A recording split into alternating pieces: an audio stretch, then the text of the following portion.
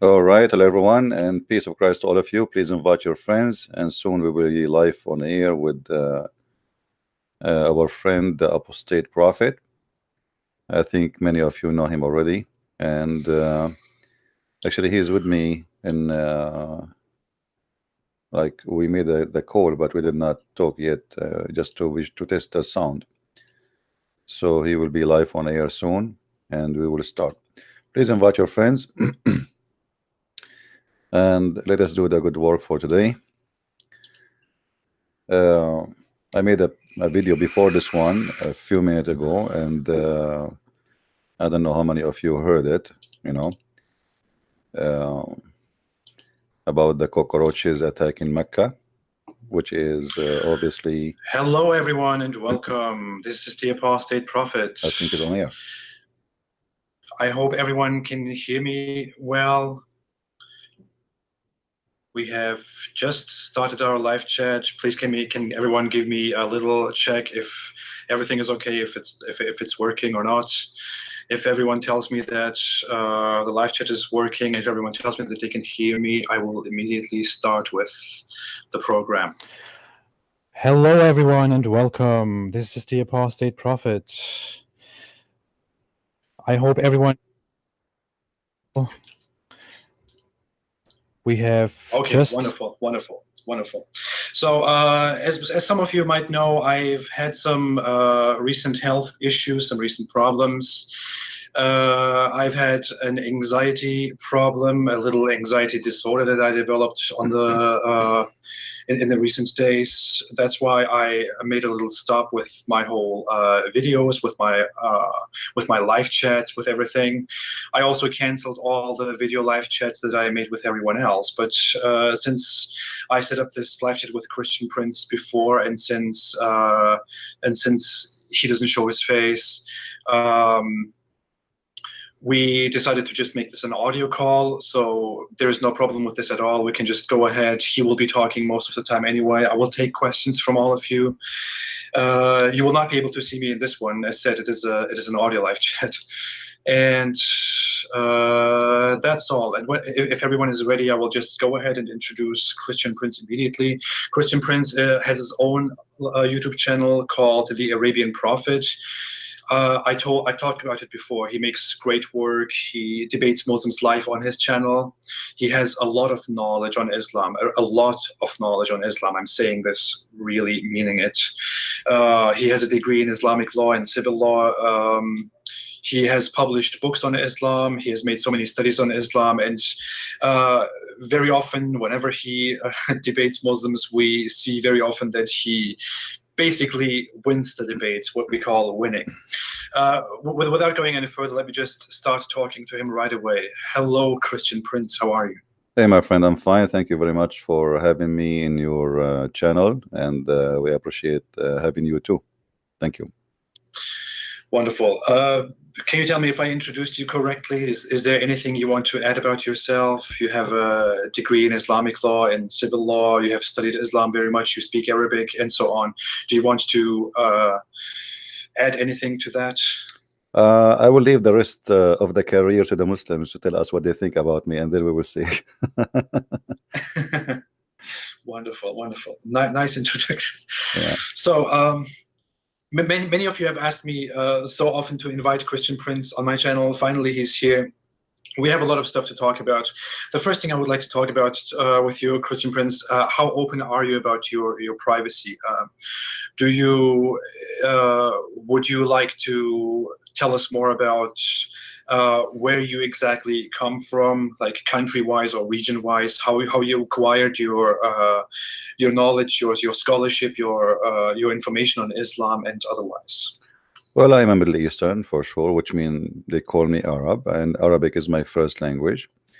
And I have my degree in Islamic law, but my knowledge have nothing to do really with my degree, because in Islamic universities, they teach you nothing about what Islam is about. They teach you only what they want you to learn.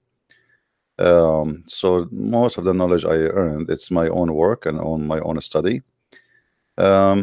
Same time, I don't really share much about information about myself, because I like privacy. It's not because anything else. I mean, I like to be. I'm a private person.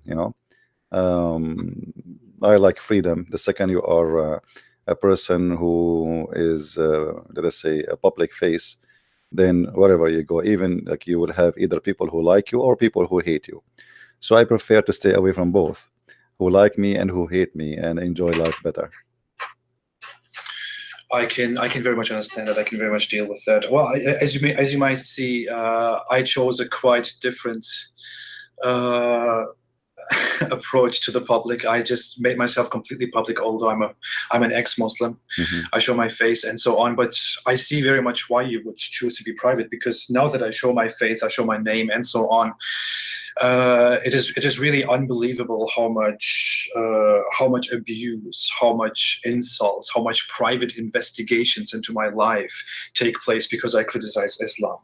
Why do you think is that? Why do you think Islam is the only religion that we can't properly criticize without getting so much backlash, without getting so much hate, so much persecution from the believers? Why is Islam the only religion that has this big problem? Muhammad, he said, I've been victorious by terror.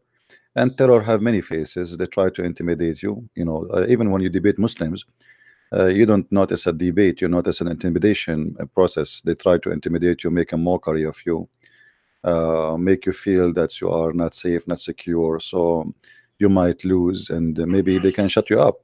So the whole idea is, if I can scare you, then you lost. And this is why Muhammad, he focused on terrorism, because terrorism is the way to win fast. You do not need to debate with anyone. You just put a sword in the neck of the person and he convert. So there's no need for debate. There's no need for who's right, who's wrong. The one who is in charge of terror is the one who should win. But those things are not working anymore. So the Muslim, they try maybe to harass you as a person, try to put you down, try to speak about you, or creating stories about you, hoping that nobody will take you into consideration no more, and they will not, you will lose your credit. So even they will be willing to fabricate stories about you. You know what I mean? It's just in order to make you look bad. Yeah, absolutely. Well, they tell you even things like if you are a former Muslim, they tell you stuff like you were never a real Muslim to begin with. You have no credentials, this and that. No one will believe you, and so on. If you never were a Muslim, but if you start criticizing Islam, then they say, "Oh, you have a completely, evil agenda, a vile agenda against Islam," and so on and so forth. And the only thing we actually do is just criticize Islam. The funny thing is, I bring this up very often. We see so many critics of Christianity online. There are probably so many critics of Christianity online, so much more than there are critics of Islam online, and yet we have this great problem with criticizing Islam. But I want to go back to something you just said at the very beginning, which is that you acquired most of your knowledge about Islam from by yourself, not from Islamic education. I would say, as a former Muslim, I totally agree with that. Like Muslims tell me nowadays, Muslim apologists tell me nowadays very often that I don't have any degree in any Islamic field, which is why I shouldn't be trusted as an expert on Islam. But the thing is, I educated myself on Islam very much, and you did the same. And we do this for a reason, because I grew up in Islam, and most things I learned about Islam are positive things about Islam. No one told me extensively about Aisha's age, about how the marriage stuff really works, about how divorce really works, about how wife beating really works, about all the hadith concerning, cursing the disbelievers, cursing the Jews and the Christians, fighting all the people until everyone agrees that Allah is the only God and that Muhammad is his only messenger, and so on. What is your observation when you bring up these points on your channel, on other platforms to Muslims? What do you see coming from the Muslim side? Do you see more of an apologist approach to that? Do you see denial? What can you say about that with your experience? Muslims, for me, is like a kid who he thought that his toy is the best, and he was worshiping it for long. And then when you show him how stupid it is, the toy he have in his hand, he start calling you names and screaming and even threatening you. But sooner or later they notice that their toy is stupid. As an example, I'm just talking to you now, and a Muslim, he challenged me to read chapter 3 verse number 61, which is one of the most funny verses in the Quran. And this is how funny they are. How you are a Muslim and you say to me, read this verse. Here you see the Christians, they are debating Muhammad, and they ask Muhammad to come into debate. And the Christian, they have knowledge. This is why the Quran called them people of the book. And the Quran never called the Muslims people of the book, even though they claim that they have one. But the funny, they are not called in their own book people of the book. So in chapter 3 verse number 61, Muhammad, because he have a disability, the same disability we see today from the Muslims who claim to have knowledge, he said to the Christians, come, bring your family, bring your women, I bring my women, bring your children, I bring my children, bring your yourself, and bring myself, and let us invoke the one, invoke the curse of Allah and those who they are lying. And here you will notice that if a Muslim is not mature in the way of thinking, I don't blame him, because he is following a prophet who is not mature in his thinking. If somebody want to debate you, what kind of debate this is? To say to him, bring your wife and I bring my wives, bring your children's and I bring my children's, and let us have a cursing party, and let us curse the one who is lying. Here you will notice that Muhammad is giving us a great example of the low IQ and not being mature as an adult. Because if somebody want to debate you, I mean, why Muslims don't practice the debate of Muhammad? Based on this, I will take the microphone. I will say in front. Let us say you are still Muslim and I am a Christian. I say, I swear by Allah, I invoke a curse of Allah to cut my nose if I am lying. And then you take the microphone. You say, may Allah make a car go over me if I am lying. And then I take the mic again and I say, may Allah close the door of the van over my fingers if I'm lying. I mean, this is the most stupid debate ever. So invoke the curse of Allah on those who they are lying. But who said that they are lying? You see, if somebody he is a Buddha and he is debating me about his God, he is not lying, for he believe in that. Yes, for me what he believe in is a lie, but he himself is not a liar. So here Muhammad is giving us a clear reception, or let us say presentation of himself. He is a person who feel guilty and he knew that he's a liar. So he want to invoke curse on the lying to prove that he is not a liar. It's the same as someone, working in prostitution. She want to take an oath that she is not a prostitute, even though there's nobody accuse her to be a prostitute yet. But because she knew what she have and she knew what she is, so she want to invoke curse on the one, so that will make you believe that she is not what you think. And here we see that Muslims are the same. The Muslims, they cannot debate us, so they invoke curse. I hope I did answer you based on the Quran. Absolutely. So we learn this. This is how we learn about Islam. Islam is not something legitimate. First of all, there's no legitimacy in this cult, and there's no rules. The rules is just a collection of rules Muhammad he put it together, and the Muslims themselves are confused which one to follow and which one is not to follow, because they keep saying this one is abrogated, this one is not abrogated. It's a madness. So Islam is not really something you can learn in a school. In a school, everybody praise Allah, everybody praise Muhammad. That's it. Anything else is not there. In the school, you can ask questions about silly stuff. As an example, you can ask, can I shave my underarm?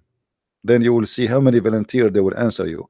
But the second you question who is Allah, they will kick you out from the school.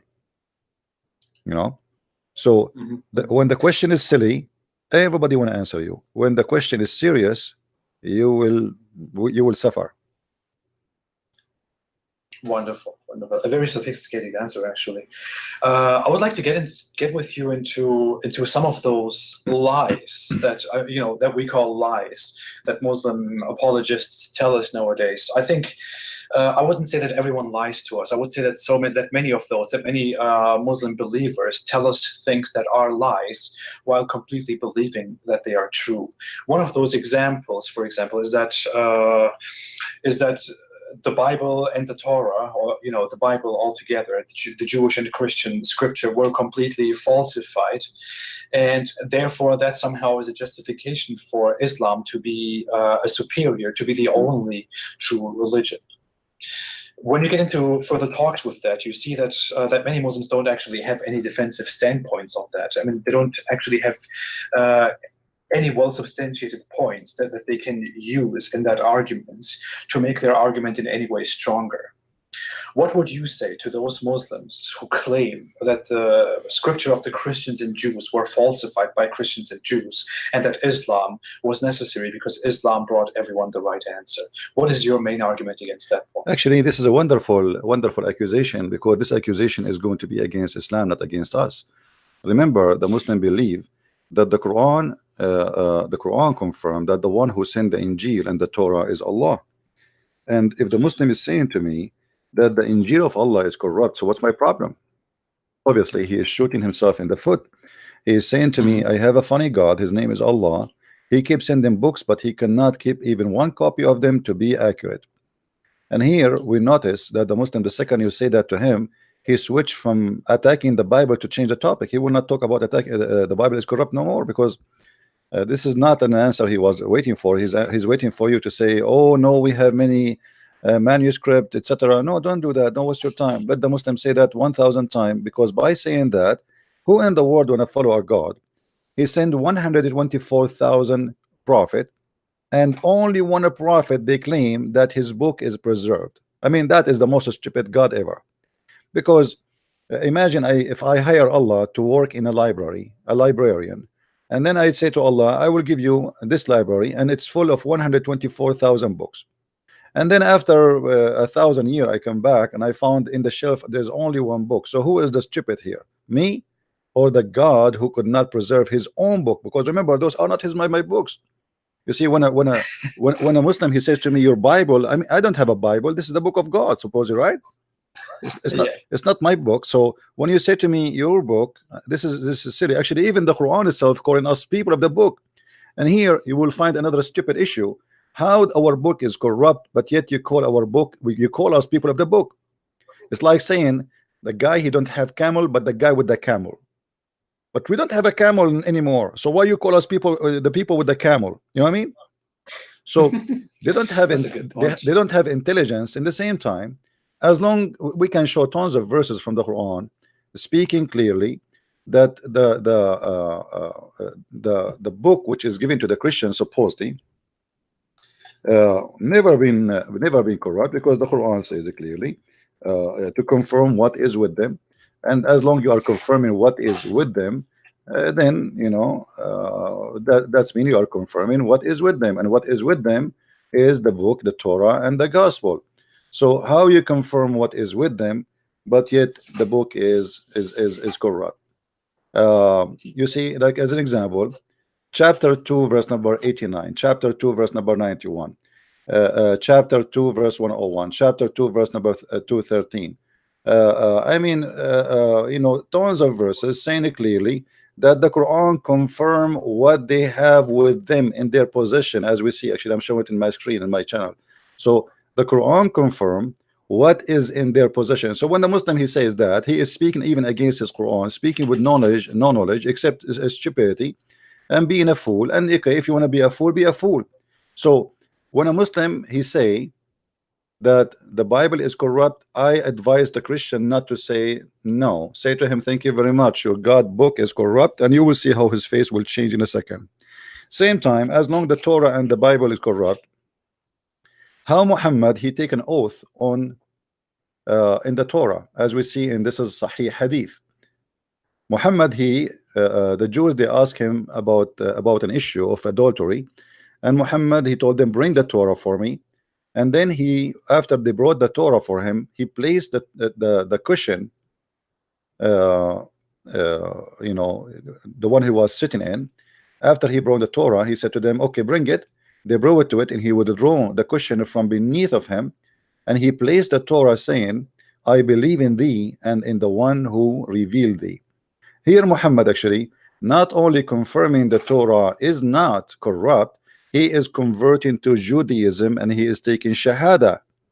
Because when you say that you are a prophet of Allah and you are swearing by the book saying, I believe in thee, and that is the Torah, and by the one who sent thee, which is Jehovah, that's when Muhammad here trying to make himself look like a Jew, converting to Judaism officially.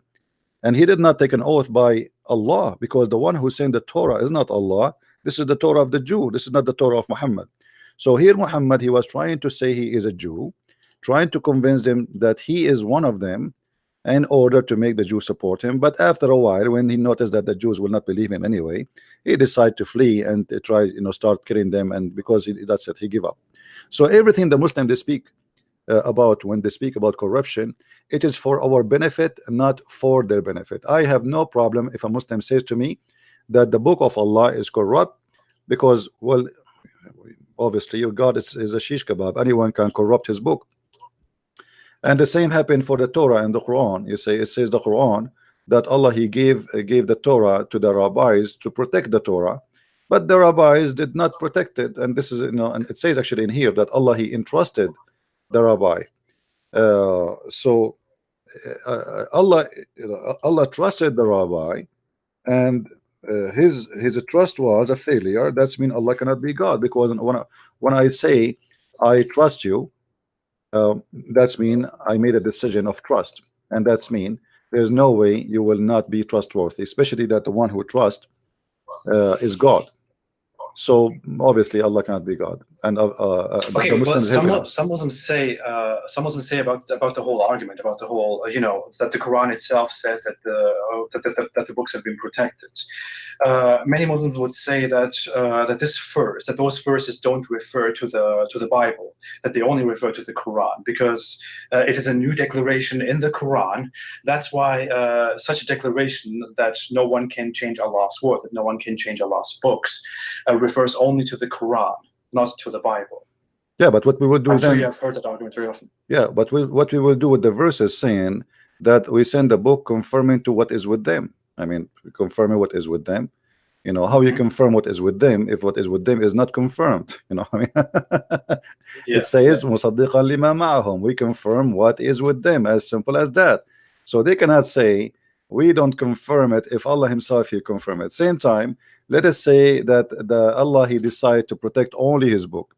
Who is the silly here? What kind of God he is silly? He favor some of his book over other books. Is that our problem? If we go in the Quran, as an example, in chapter 5 verse number 44, in chapter 5 verse number 44, it says that Allah he entrusted the Jews to protect and to preserve the scriptures. Okay, when Allah he did that, did he make the wrong decision? Because if I hand you a book and I say to you, I trust you to protect it, and then after some time I come back and I found that you did not protect the book, now I'm going to blame who? I'm going to blame the Jews, or I will blame myself as God. This is the Muslim translation in front of us on the screen. It says it was we who revealed the law, which is the book of Moses. Therein was guidance and light. By the standard have been judged the Jews, by the prophet who bowed as between two brackets as in Islam, to Allah will, by the rabbis and the doctor of the law, for them was entrusted the protection of Allah book. And here we notice that the Quran again making a stupid mistake, because if Allah is the one who made a decision to trust in the Jews to protect the book, and the Muslim they say to us that Allah is all knowledgeable, all knowing, and he knew the future, that's mean he should know that the Jews are not trustworthy, and he should not give them such a job, because at the end of the day this is his book. So here when he said I trust you and the trust failed, that's mean Allah he do not know the future. That basically means that Allah made a mistake, that the almighty, all-knowing Allah made a mistake in choosing the wrong people. Yes, especially he said the trust, because you see, when you take your money to the bank, why you don't take it to your neighbor? You take it to the bank because you trust the bank. You don't trust your neighbor, right? So in the bank, the whole idea of banking, that you trust that place because there is a guarantee from the government up to $200,000. If the bank go bankruptcy, the government will pay you back your money. So we entrust the bank to give our money to the bank because the bank cannot get away with it. So the trust here is established, is confirmed. Now Allah, when he say I entrusted the Jews in protection of the book, and then the Muslim they say to us that the Jews they corrupt the book, that's mean that the trust decision of Allah was a big stupid mistake, and Allah cannot be God, because God he knew the future. Okay, so to make a little recap about the whole thing is that as many Muslims know, even those who are watching right now and making nasty comments, as many Muslims know, every Muslim learns from childhood, from very early ages, that the scripture of the Christians and the Jews were falsified by the Christians and the Jews, and that's why Islam came down, the only true religion came down, and Allah protected his Quran forever, and it can never be changed. But this argument also implies that Allah, when he chose the Jews as his chosen people, as his chosen good people, when he chose them, that Allah made a mistake. Now, the average Muslim would say, no, it's not a mistake. It's just a presentation so that every one of us can see that even the highest people, that even the most blessed people can make big mistakes and turn toward falsehood. But that is not a really good argument, because that really didn't have to happen. That would mean that Allah wasted everyone's time, that Allah wasted thousands of years, at least 3,000 of years, trusting the wrong people on earth, trusting the Jews, when in the end the Jews would turn away from Allah. That would really mean that Allah chose the wrong people. This either means that Allah can't make good choices, that Allah makes wrong choices, that Allah trusts the wrong people, or this means that Allah deliberately set this up and made his own chosen people, the Jews, all go to hell and be condemned forever. There is no way out of this. This is not a rational argument. So Muslims usually don't think about this, because they just learn this as some kind of story, as some kind of backstory of Islam, and as some kind of justification against while the Jews and the Christians are wrong, and Islam is eternally right, and so on. But when you think further about the logic behind this, it either turns out that Allah is not really very smart, and he should be very smart because he's the Almighty Allah, or that he had a pretty evil plan for humankind that no other person in this world in our time would morally agree with. So really, when we talk about the whole thing about the Bible being corrupted by the Christians and the Jews, it is really not a good argument in favor of Islam. It is a very big argument against Islam, because it makes Islam look very, very weak, and it makes the proposed God of Islam, Allah, look very either low intelligence or quite evil in his plans. But I think everyone got the point. I would like to take some super chats here. Some people made some super chats. Thank you so much, Christian Prince. There are some super chats by S. LaRock, who said, Christian Prince, you have so many great sound bites. I'd love to make Abdul t-shirts. Others include shut up, son of Butak, got you busted. That's for you. I think there's no question attached to that. Another super chat by Mr. Werewolf Dude. By the way, if you don't want to attach questions to your super chats, I would suggest you do that, because don't waste a super chat. Make a super chat with a question so that we can come together and answer those questions. Someone else said, Kafir Linda Clark, thank you so much, Linda, for being here as always, said, Apostate Prophet and Christian Prince are a miracle, hearing you both together. Hallelujah. Jill17 said, you are doing good work. AP, thank you so much, Jill17. And then here's a question among the super chats by James Barrick, who made a super chat and said, can you briefly explain the difference between Shia and Sunni? Thanks. I think this is a good opportunity for you, Christian Prince, to talk a bit about the differences between Shia and Sunnis, and to also use that point to explain us what went wrong with Islam and what went wrong in the history of Islam. The question is, can you briefly explain the difference between Shia and Sunni? You have the microphone. Thank you. Well, I don't see really too much different. It's just about how who is going to be more crazy and more infected with the virus. It's like each one of them, he have his own. It's like a one coin, but have two faces. It's the same. And both of them, they are violence, by the way. But the Shia, their violence is different. They are smarter. They practice taqiyya more than the Sunni, a lot more.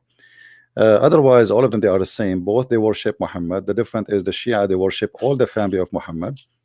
The Muslim Sunni, they worship Muhammad only, and they focus on him to be the star in the forehead of Allah. The Shia, they believe that there's all the family of Muhammad, Ali and Muhammad and his daughter Fatima and her children, All of them, they used to be, they are not even a human. They are created from light. And the Sunni, somehow they believe in the same, but they have different approach. So both of them, they believe in the same thing. All the fight is that the Sunni, they supported the ones who fought Ali and his family, and the Shia, they are against anyone who fought Ali.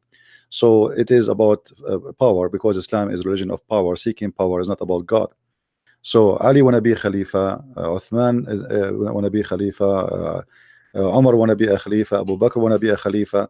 So all of them, they are fighting over power, and we see that right away from the early stage of Islam, the Muslims killing each other, to the point Uthman, the Muslim, they read his Quran today, supposedly they claim that this is his Quran. Not only they killed him, they cut his head, and before they do that, they took the hair of his beard one by one, making fun of him, torturing him. And after they killed him, they drag him in the street. And after that, they refused to bury him in any graveyard in the town. And this is the caliphate, who Muhammad, he promised him to go to heaven just because he gave him money. So Shia and Sunni, it is the same cult, the same madness, but they sponsor different politicians. So the Sunni, they sponsor Abu Bakr and his gang, and the Shia, they sponsor Ali and his gang. And now Islam is not about Muhammad anymore. It's about Abu Bakr and his gang and whoever after, and about Ali and his gang and whoever come after. So it's two gang fighting each other. There's also a lot of hostilities still going on. There were so many more hostilities in the past, like, I don't know, a few centuries ago, concerning the Sunni Caliphate fighting against the Shia Imamate, and the other way around. Sometimes one had the upper power, sometimes the other had the upper power.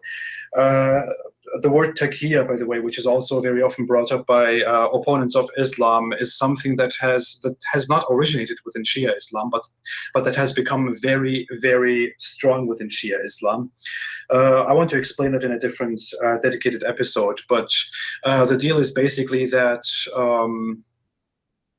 The deal is basically that the Shia have been so much persecuted by the Sunni Muslims that they started to develop this strategy of lying to Sunni Muslims in identifying themselves as Sunni Muslims. So a Shia Muslim walks around within the Sunni people of his country, and whenever someone asks him what he believes in, he would say, "I am a Sunni Muslim. I'm a Hanifi. I'm this. I'm that." So they wouldn't out themselves as Shia Muslims, so they wouldn't be killed by Sunni Muslims, or wouldn't be persecuted, wouldn't be, disadvantaged by Sunni Muslims. It also shows that Islam has been at war with itself for so many centuries, with itself, not only with others. So when Muslim apologists nowadays, especially moderate Muslims, or especially fundamentalist Muslims today, come out and claim that the Islamic world is only in such big misery nowadays because of the West, and because of how the West bombs the Islamic world and so on, that is a complete lie. Not only has the Islamic world been at a jihad, in a fight against the non-Muslim world, against the rest of the world for centuries, the Islamic world has also been fighting itself among each other for centuries. The Shia-Sunni divide has been going on since only less than a century after Muhammad's death, and only a century ago, only 1 or 2 centuries ago, have they started calming a little bit down and tolerating each other a little bit. But if you go to Iran, or if you go to, I would give Iraq as a very nice example. If you go to Iraq and you have discussions with Sunni Muslims and Shia Muslims, you can still see in very basic, casual, daily talks, daily conversations, that the two hate each other. I, for example, have been to Iraq several times, and whenever I was there, without ever bringing up the topic, when I sat down with someone from the other side, I always heard curses against the other side, like from a Shia Muslim against a Sunni Muslim, or from a Sunni Muslim against a Shia Muslim. The divide has been going on forever. So while some people in the West especially try to sell us the notion that Islam is all about peace and tolerance, and that Muslims among themselves are completely peaceful if the evil West, if America only left them alone, the reality is completely different. In reality, there are so many different sides, especially the Sunni and the Shia, who still hate each other and who still fight each other wherever they can. The only thing now is that the Islamic world is so much inferior to the Western world, and that's why they are trying to calm a little bit down and trying to be a little bit more diplomatic rather than just fighting and killing each other. I thought that was an important note to add. Anyway, everyone, if you want to direct more questions, you can use a super chat, or you can just type your question in the comments. I will try to compile your questions and ask them to Christian Prince, or also include them in my own talks. Christian Prince. Mm-hmm. Let me see. There have been some questions about your belief. You are a Christian, right? Absolutely. Yeah. I don't know. I've seen here someone saying that you are an atheist and that you sell yourself as a Christian or something like that. That's complete nonsense, you say, right? Yeah. Well, I am an atheist, and the way I like banana is that will make them prove that I'm an ape. I am an atheist somehow. People are funny. In the last month, we have at least 30 people left Islam in my channel, and many of them they accepted the Christ. So how I will be in the world? I will be an atheist. That will be funny. Yeah. And anyway, I could say the same with pride about my own work. By the way, we receive so many messages from Muslims who say that that they are thankful that they have left Islam, that they have either become Christians or they have gone a different path. So it's really absolutely great when you see people typing insults and stuff in the comment section. You would think that the Muslim world is only completely outraged with us, but many are only outraged because so many are leaving Islam due to these talks, and that is a great thing to do, Christian Prince. So I would like to ask you at this point, why did you decide to do this? Why did you decide to go out and talk to Muslims and debate them? well, since I was a young kid, if you try to learn about Islam, nobody want to talk about it, and if you are born of a Christian family, they don't even like to talk about it because they're afraid that their kids might be involved in the trouble if they speak about it. It's a very risky religion. So I decide to study so I can find answers first for myself. When a Muslim, he says to me what we hear every day these days, and I don't know how to answer him. I have no idea what he's talking about, so I decide to study.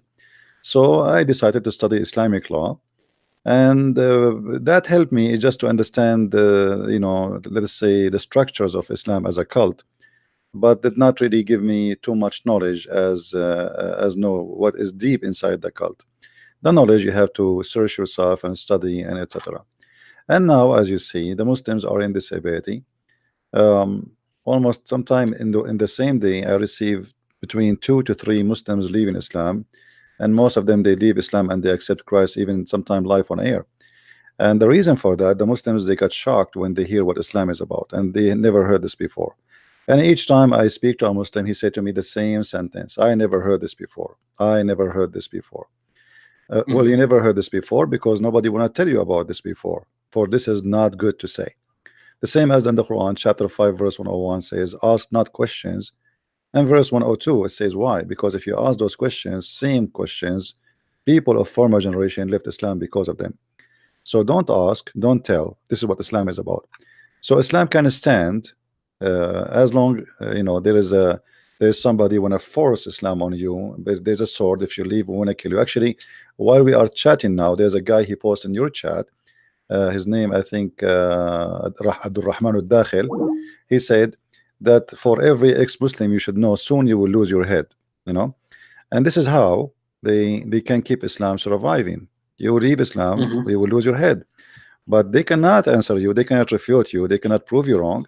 So they threat you to. This is why when Muhammad died, the same day Muhammad died, thousands and thousands of people left Islam. So what Abu Bakr he did, the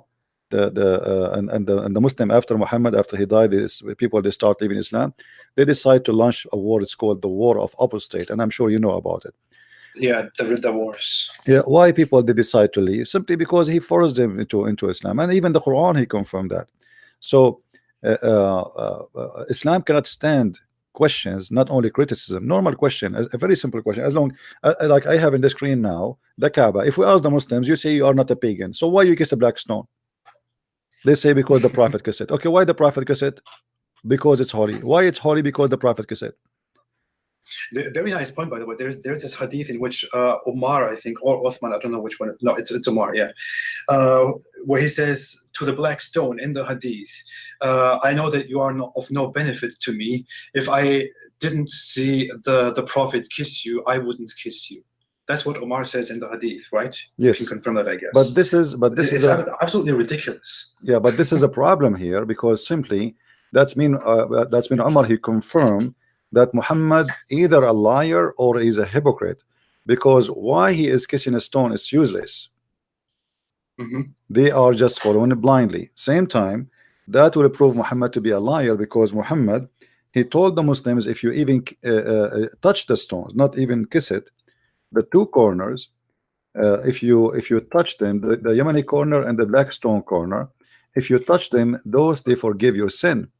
And then here we need to ask ourselves, how in the world touching stones can forgive sin if you are not a pagan? And this is what makes it more funny, that the Muslim, they claim that we are, as a Christians, me myself, you are not Christian, me myself is a pagan because we are not Muslims. But they are the one who believe in touching stones, touching those stones erase their sin. So who is the pagan here?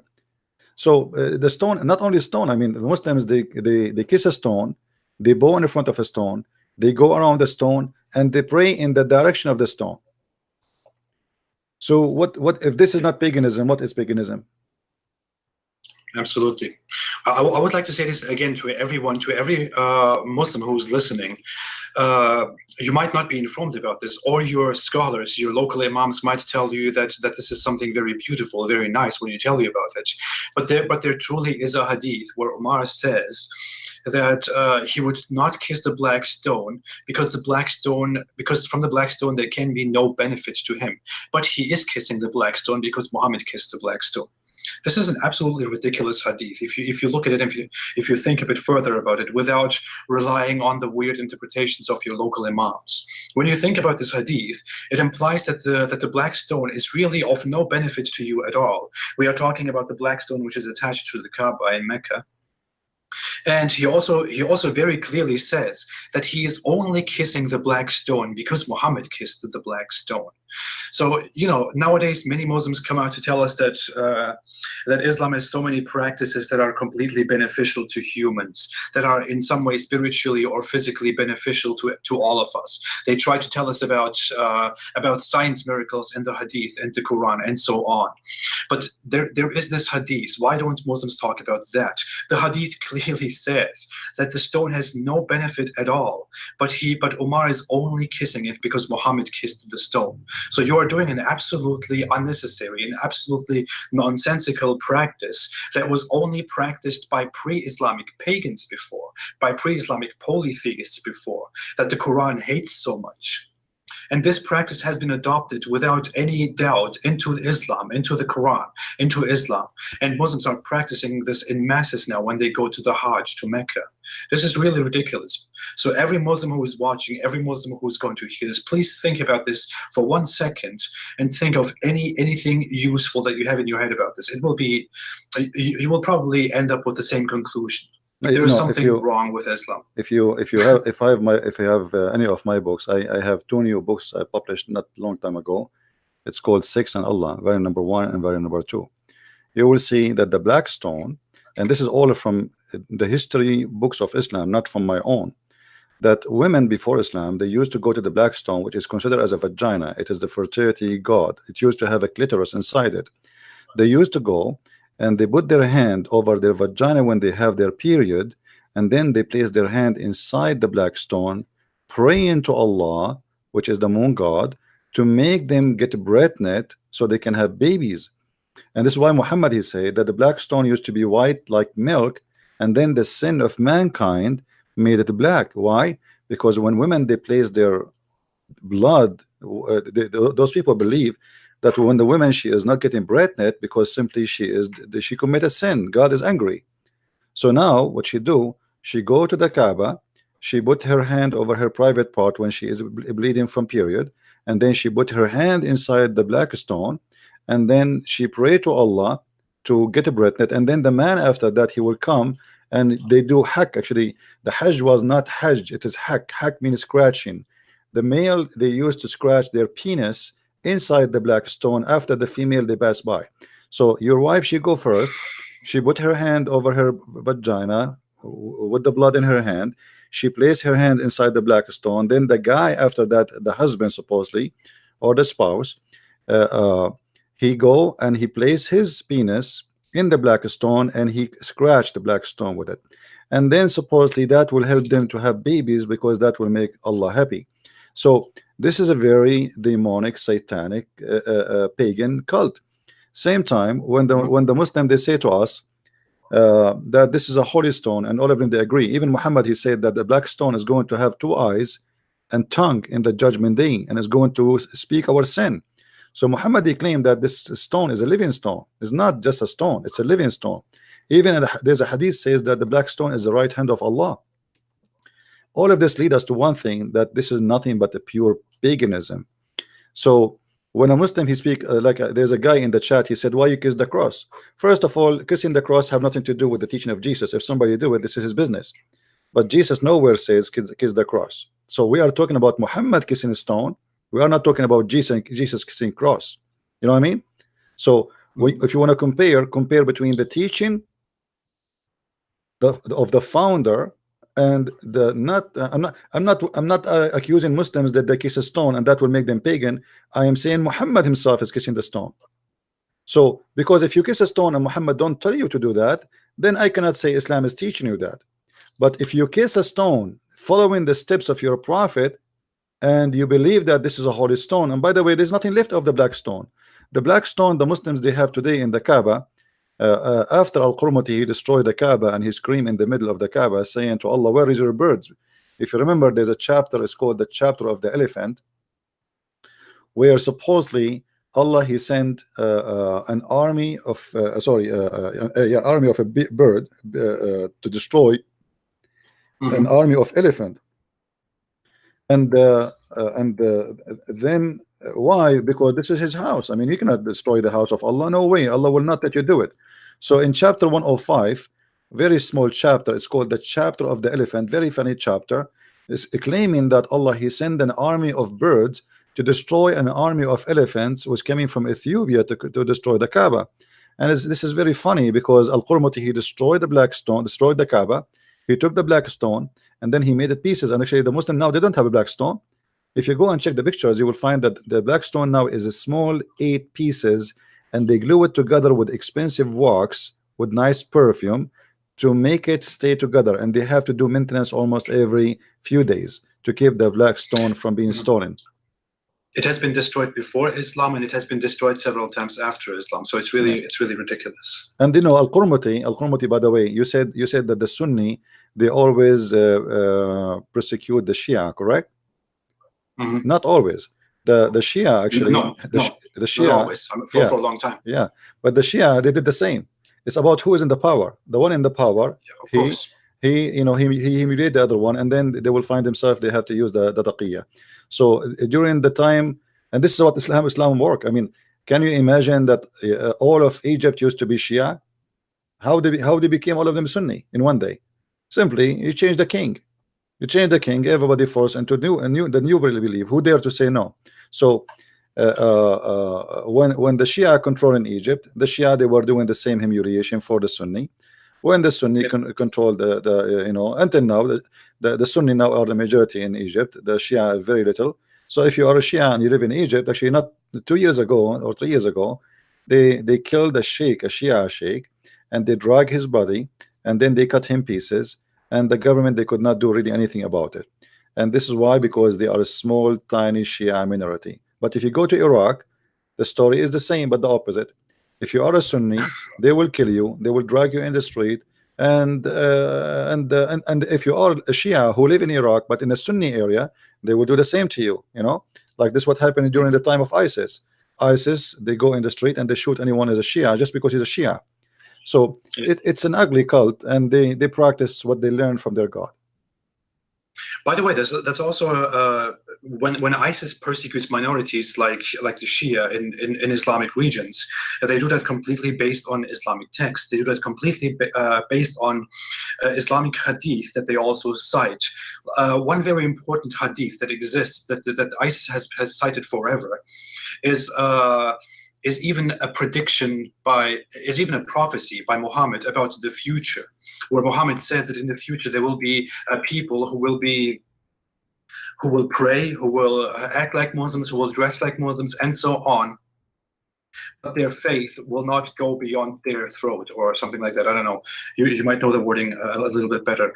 But the hadith literally says, wherever you find them, kill them. This is what the hadith literally says, and this is an end time prophecy in Islam, and that's also what ISIS cites when they go around and kill Shia Muslims and other people. So it's really ridiculous once you get into all these topics. Once you approach Islam a bit skeptically, all the disgusting stuff that you find out about Islam, all the disgusting stuff that they don't tell you about Islam when you are a little child who grows up in a Muslim family. I mean, I was subject to the same way of education. We have been told from childhood that this is a beautiful religion, this is the truth of all time, and so on.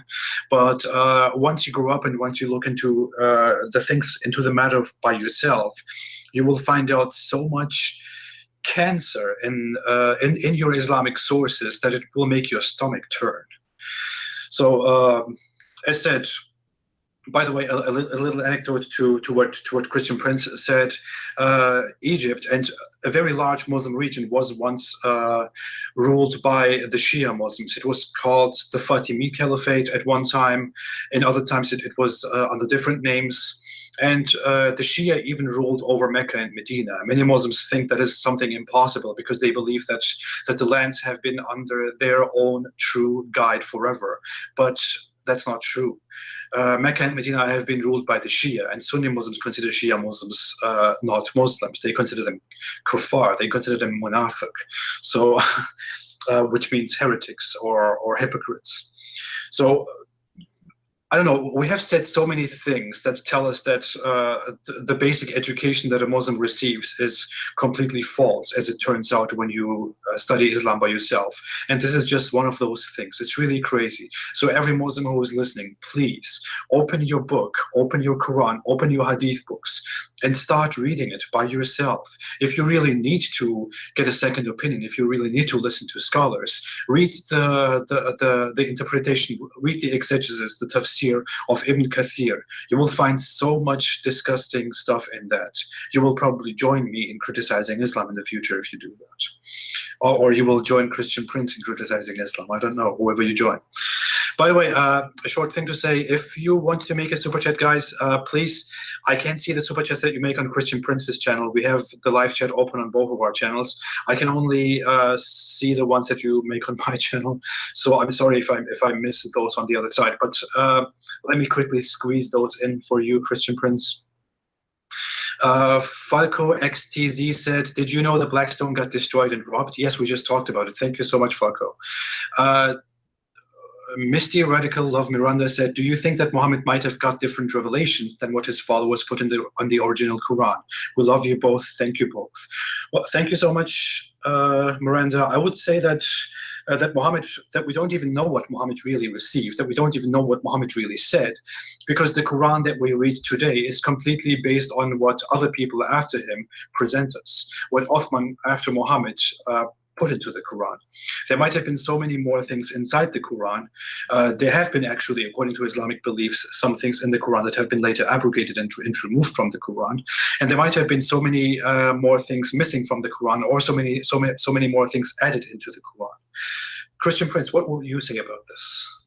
Well, I don't really care if the Quran was original, is still original or not, or it is corrupt, because I cannot prove the corrupt to be corrupted twice, and there's no point of it. I believe this is a false book anyway, and the Quran is filled with the stories proving that this is a false book. A God who says that the sperm is coming from the ribs of the women cannot be God. Women have no sperm. A God who says the man have a sperm coming from his backbone. This is very silly, and all of us, we know what testicles do. A God who do not even remember which one he created first, the stars or the trees. That cannot be God. I mean, the Quran is a chain of madness. God who teaches that he have hail coming from mountains in heaven, and this is how hail is created. This is a silly God, a God who teaches in the Quran about a flying carpet for Sulaiman, and Sulaiman he have an army of genie and birds and chickens. I mean, you have to be a mad person to believe in such a fiction stories. So for me, I prefer to stay focusing in the Quran as they have it today, not in the corruption of the Quran. However, if we go as an example, there's a big scholar, his name is As-Suyuti.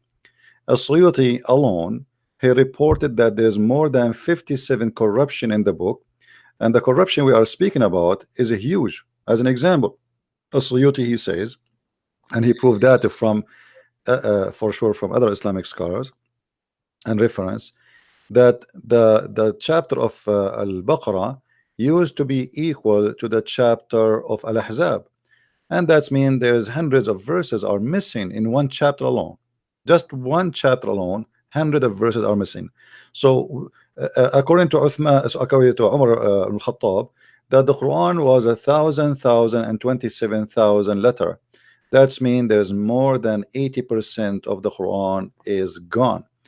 Actually, even the Hadith, which the Muslim Sunni they believe in, it confirmed that there's when Muhammad when Muhammad he died, Aisha, she said that the Muslims were busy with his death, and then a goat came and ate the Quran, and right now there's many verses are missing, we cannot find them. So the Quran is corrupt or not, it's a stupid book anyway. But is it corrupt? I believe nothing in the Quran is a Quran, because I believe the Quran is a collection of stories, and there's no guarantee that one word is there is coming from Muhammad. Who is Muhammad? We do not know. Like you see the Muslims, I saw videos saying that the book written by John who? The book written by Matthew who? And by the way, if you open the book of John, you will see John speaking about himself, who is he. But if we open the book of Quran to see who is Muhammad, we don't know. We do not know his name. We do not know, because Muhammad is not the name of Muhammad. This is why the Quran sometimes says Ahmad, sometimes say Mustafa, sometimes say Ahmad. So who is Muhammad? So Muhammad obviously is a nickname. Okay, who is Muhammad? We don't know. We don't have proper historical sources about that either. For example, there was the Byzantine emperor at the time of Caliph Umar, who corresponded with him, even said that Muhammad is not even a real character, that Muhammad was probably made up, and that the religion of Islam was made up by Umar and his friends. That's what a Byzantine emperor said more than 1,000 years ago. It's a historical record. It might be he's a real person. It might be. But but the name we have in front of us, this is not his name. If you read my books, I'll give you a reference where even the Muslims themselves, they speak that when Muhammad he was born, his grandfather he called him Qatham, not Muhammad. So nobody knows who is Muhammad. Nobody knows. If we read the book of history, you will see, even in my books, you will see that Muhammad was born 4 years after his father's death. I mean, how in the world this can happen? A guy, his father passed away 4 years before, and then he is born 4 years after his father, and then you say to me he is the son of a guy, his name is Abdullah. The father of Muhammad, his name is Abdullah, but yet he don't believe in Allah. So what does that mean? This is impossible. So what happened, I believe, that Muhammad, everything about him, he tried to hide his identity. Let's say he have a shameful identity. So Muhammad, maybe his father was if you read the names of the uncles of Muhammad, all of them, they are the slaves of one of the idols around the Kaaba, like Uzza and Lat and Al-Muttalib. So the names themselves are idols, and Muhammad's father, he must have an idol god too. So what they did, they changed the real name of Muhammad's father, because it's a shame for that will make him the son of a guy who worship Al-Uzza, as an example. So they changed it with Abdullah. Abdullah in Arabic, if you go right now in the Middle East, if somebody would not know who is he, we say Abdullah Fulan, which means unknown. We do not know really who is he. Abdullah Fulan, which means I don't know. He is a slave of Allah. You know what I mean? What the word Abdullah mean? Like if you do not know him, I asked you who is etc. I said I don't know. Abdullah. You know, he's a slave of Allah. So I do not know his first name. I do not know his last name. I do not know where he's coming from. Abdullah. So Muhammad is a son of Abdullah, but who is Abdullah? Nobody knows. Muhammad is a son of a woman, her name is Amina, but who is Amina? We do not really know much, because even the Muslim, they say that Muhammad, when he was born, his family to try to get rid of him, and that is very weird. They send him to Bedouin women, and they say the reason, none of the female of the family wanted to breastfeed him for Muhammad. And this is a shame, because this is a tribe and they are family. You know, the tribe, this is a tribe, this is a, you know, when we talk about tribe, those people, they die to defend each other. So how in the world not even one female should want to feed the baby who was just born? Why did they want to do that? You know, so they send him out because simply he was rejected by the family, for nobody accept the birth of this child to be the son of their you know, brother. And this is why we see Muhammad is cast away, trying to get rid of him. And then when they cast him to a Bedouin woman, Muhammad, he used to have a seizure, and he faint always. And the woman, she afraid that he will die between her hand, and they will hold her responsible for his death. So she cast him back, and she sent him back, said, I cannot have him, you take your son. So the life story of Muhammad, nothing of it makes sense. What makes sense, that because Muhammad, he was suffer a lot from females, the females of his uncles, as they claim. He hated women very much, and he wanted to seek revenge from them when he got power. This is why we see Muhammad always speaking about women as they are the devil. They are the devil. So he want to abuse them the same as they abused him when he was a child. So we see Muhammad, he says, like, even when he have sex with the women, he says that women, she approach in the image of the devil, and she leave in the image of the devil. Yep. Okay, thank you so much. I would like to answer some questions. Time Space said something interesting. He basically said, why are there so many hadiths that are so much concerning that when humans read it, they would question Islam? Did the authors of the hadith not think about these things? Well, I would briefly say many people don't really know how the hadith came into existence. The hadiths are even more complicated, even more weird than how the Quran came into existence. The Quran came into existence by compiling different oral and written notes by different people who were supposedly around Muhammad when he made his revelations, which is why the origin of the Quran is so questionable. As Christian Prince said right now, there are so many complications within the Quran. We don't even know who wrote it. We don't know who the Muhammad is it talks about. We don't really know the context of many things in the Quran. There's also something very interesting that I would like every Muslim to consider, which is chapter 9 in today's Quran. According to a very authentic hadith that we can all find and see, the story of chapter 9 in the Quran is a very ambiguous backstory, because when the people were compiling the Quran, they had the chapter 9 before them, in front of them, but they didn't really know where to put that chapter. They saw the beginning of the chapter, they saw the end of the chapter, but they had no idea where to place that chapter. Some suggested to place that chapter into another chapter. Some suggested to place it between different chapters. And in the end, they came up with the solution that we have today, which is that this chapter is the 9th chapter, and it doesn't start with the regular start, which is in the name of Allah, Bismillah, as we see in other chapters. So the hadith very clearly say that the people, when they were compiling the Quran, did not know what to do with the 9th chapter, because Muhammad died before he gave them further instructions on what to do with this Quran. But when you are a Muslim, you learn that everything was completely, perfectly planned and arranged, and Allah revealed the message to the Muslims. Muhammad gave the Muslims the message, and the Muslims knew exactly what to follow and what to do. When you read the authentic hadith, you see the opposite.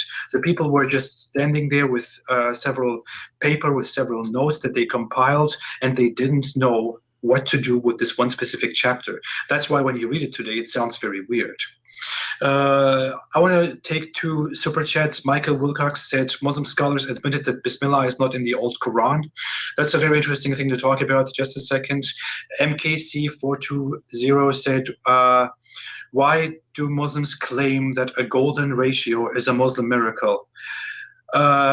I would like to give you one of those questions, Christian Prince. I would like to answer the thing about the golden ratio very quickly. Well, the golden ratio, for those who don't, sorry, yeah, the golden ratio, yeah. if it's true, that proves the Trinity. because the Well, golden. I would like to say very simply, the golden ratio is nothing to be to take miraculously, especially when we talk about the Quran and Islam. What Muslims do very often is that they point out the golden ratio.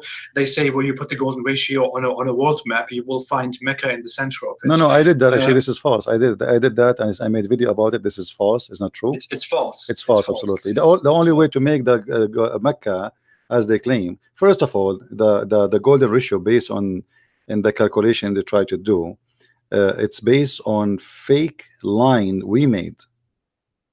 You know what I mean? The degrees, the divide of the earth, it is us we made. This is not real. So so when we say we say your location now in the map based on satellite, this is not real. This is a map we created. This is nothing to do with Allah. Yes. So if you want to measure that based on this, that will be, you are stupid. It's not Allah who did that. It's me. The one who made this map is God himself. Secondly, even the calculation is wrong. We can do it, and the only way to make it correct, actually, according to them, is to have the earth to be flat. Same time, yes, when a Muslim he speak about the location of the Kaaba. Just today I was making a video about how the Kaaba is in the worst location. Actually, today the Kaaba, by the way, is under attack by cockroaches. I don't know if you saw the video I made. So there's billions of cockroaches attacking Mecca, and the prayer now is not allowed in Mecca until they fight it. But if you go to the live broadcast of Mecca prayer, it's still going, which means this is a recorded prayer. Now, if we go in the, I will show you in the screen. If the Muslims they say that the Kaaba is based perfectly by Allah, then how the Muslims explain to us that the Kaaba in the worst location ever to be? As you see here with me, this is the Kaaba is flooded by the sewage. Each time little rain come, the Kaaba will be covered by the water of the sewage. So let us say this is the golden ratio of Allah, and Allah he chose the Kaaba in the best location, and then Allah he put it in a place where the Kaaba will be always flooded and damaged. Because by the way, now the Kaaba, now they put the rocks together by concrete, but before it was mud. And you know what water do to mud, right? The water would destroy the structures. So because when the mud became wet, it is strong as long as dry. But when you put too much water, the mud will become, like it became mud again, and then the Kaaba will be destroyed.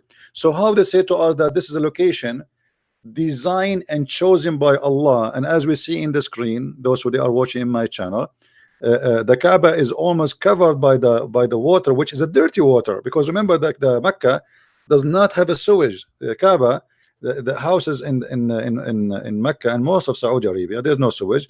They have a poo hole. Like every house have its own hole in the yard, and then if a flood came, all the poo in the hole will fly in the top of the water, will float as if it's a cake. And then as you see, look with me in the Kaaba picture, you will see the cake is all over around the Kaaba. So here we go. Your God Allah, he chose the Kaaba, he put it in the place which you like to be holy, and now the Kaaba is covered by poop and by dead rats and dead mice and water which is coming from a sewage and a flood. So now if imagine you hire the most expensive company to choose for you a place where this is the best place in the world. Say to them, I want the best place for my house. I am God. I want a place for my house, holy place. And then they choose this place. I mean, this engineering company, they are the worst. So if your God is the one who chose this, this is mean your God is an idiot. He could not choose better place. Same time, let us say for the sake of argument, Allah is the one who chose this place, and now after that he noticed that the Kaaba is flooded. Can't Allah move his finger? The Muslim, they say to us, if Allah want to fix something, he said B is going to be. Okay, Allah, say to the Kaaba, all the ground under the Kaaba go up. So when the flood come next time, the Kaaba will not be flooded. Obviously, Allah is not God. This is a silly statement. And the golden ratio makes no sense. Christian Prince, finally, what would you say about the whole thing? I've seen so many people talk about that the Mecca that we see in the Quranic description is not the Mecca that we have today. And some others, some critics of Islam, have suggested that the actual Mecca in the Quran was at a different place, like Petra, that the Kaaba was in Petra, and so on. I don't really go very much into those theories because I don't think that there is enough proof, enough evidence that we can take to really talk about something like that firmly. But what do you think about those arguments? Well, you see, there is a temple in Yemen, not in Petra. It's called Al-Maqqa. Al-Maqqa. And Al-Maqqa is a temple for the moon god. If you go to chapter 3, verse number 96, it says, the first sacred place appointed for mankind was at Becca. Now the Muslims, they try to say, oh, this is Becca, this is Mecca, and they say to you, because the Arab sometimes they pronounce the letter B as M, and sometimes M as B, and then sometimes Qa as Ka. So that's what I'm saying. Actually, Becca and Makkah is what the Quran here is saying, that there is a holy place, the first place where God he chose to be his temple is, and that is the moon god, is the temple of Makkah, which is in Yemen. And you go there, you will find that this is the temple of the moon god, and the one who built it, supposedly many historians they say that the one who built it is the Sabian. And Muhammad himself was called Sabian for a while. And even Muhammad, he promised the Sabian to go to heaven, which is weird because Sabian, they worship stars and planets. So absolutely, very important point. Yeah. So here the Sabian, they build the temple of Al-Maqqa, and Muhammad is confirming. This is why, if you remember, I showed a hadith that there's two corners. If you touch them, those two corners, they forgive your sin. Okay, why they forgive the sin? Because one of them is the Yemeni corner. Why it's called Yemeni corner? The Muslim, they say because it's facing Yemen. So what facing Yemen? Well, that will make it Yemeni corner. And why this corner, if you touch it, the same as the black stone, is going to forgive your sin? The Yemeni corner contain stones from the temple of Al-Maqqa in Yemen. So what they do, like the same some Christians, when they want to build a church, they bring a bones of a saint, and they put the bones in like in the structures of the church, the new church they want to build, and they build a church in the top of the bones of the saint. The Muslims, Muhammad and the Arab before him, they bring stones from Al-Maqqa, and because this is holy stones, so to make it simple, why you want to go and travel all the way to Yemen to touch those stones? We bring the stones for you. So we bring some stones from that temple, we put them in the wall of the Kaaba, and here we go, you have the temple of Makkah right next to your door. You do not need to go all the way there, and you can just practice your pagan religion right here in Mecca. So Mecca is a copy of Al-Maqqa. A hadith even says that that when the companions of Muhammad went down to Yemen for some conquest or to invite people to Islam, there was a temple called Kaaba. That's literally what the hadith says, and the hadith goes further on saying that a companion of Muhammad went ahead and burned the temple down and dismantled it, which is ironic because the Kaaba that we call Kaaba today is also a Kaaba. So it's very much the same thing. It's a mystery how Islam got away with that, and you see in the Islamic sources themselves that there is that there is such a thing. Such a relation between the Kaaba that we have today in Mecca and the Kaaba that was apparently also in Yemen. There was 26 Kaaba. There was 26 Kaaba actually, in the Arabian Peninsula, and even the Muslims, they agree about that. So every Kaaba, like Kaaba is simply a mall. Kaaba is not something special. It's a mall where people, they place their idols around it, and even the Muslims agree around the Kaaba there was 360 idols. And people, they go there to buy and sell. It's a business place, same time it's a religious place. So there's 26 Kaaba, and every town have their own Kaaba, and they bring stones from a holy stone. if you, I don't know if you know about this hadith. As an example, a Muslim, very well known Muslim, said, and before Islam, we used to worship stones, and if we could not find a stone, even like if we find a, let us say, I will read the hadith. This is Sahih Bukhari. It says, we used to worship stones, and when we found a better stone than the first one, we would throw the first one and take the later. But if we could not get a stone, now look at the rituals. They create and own a stone by rituals.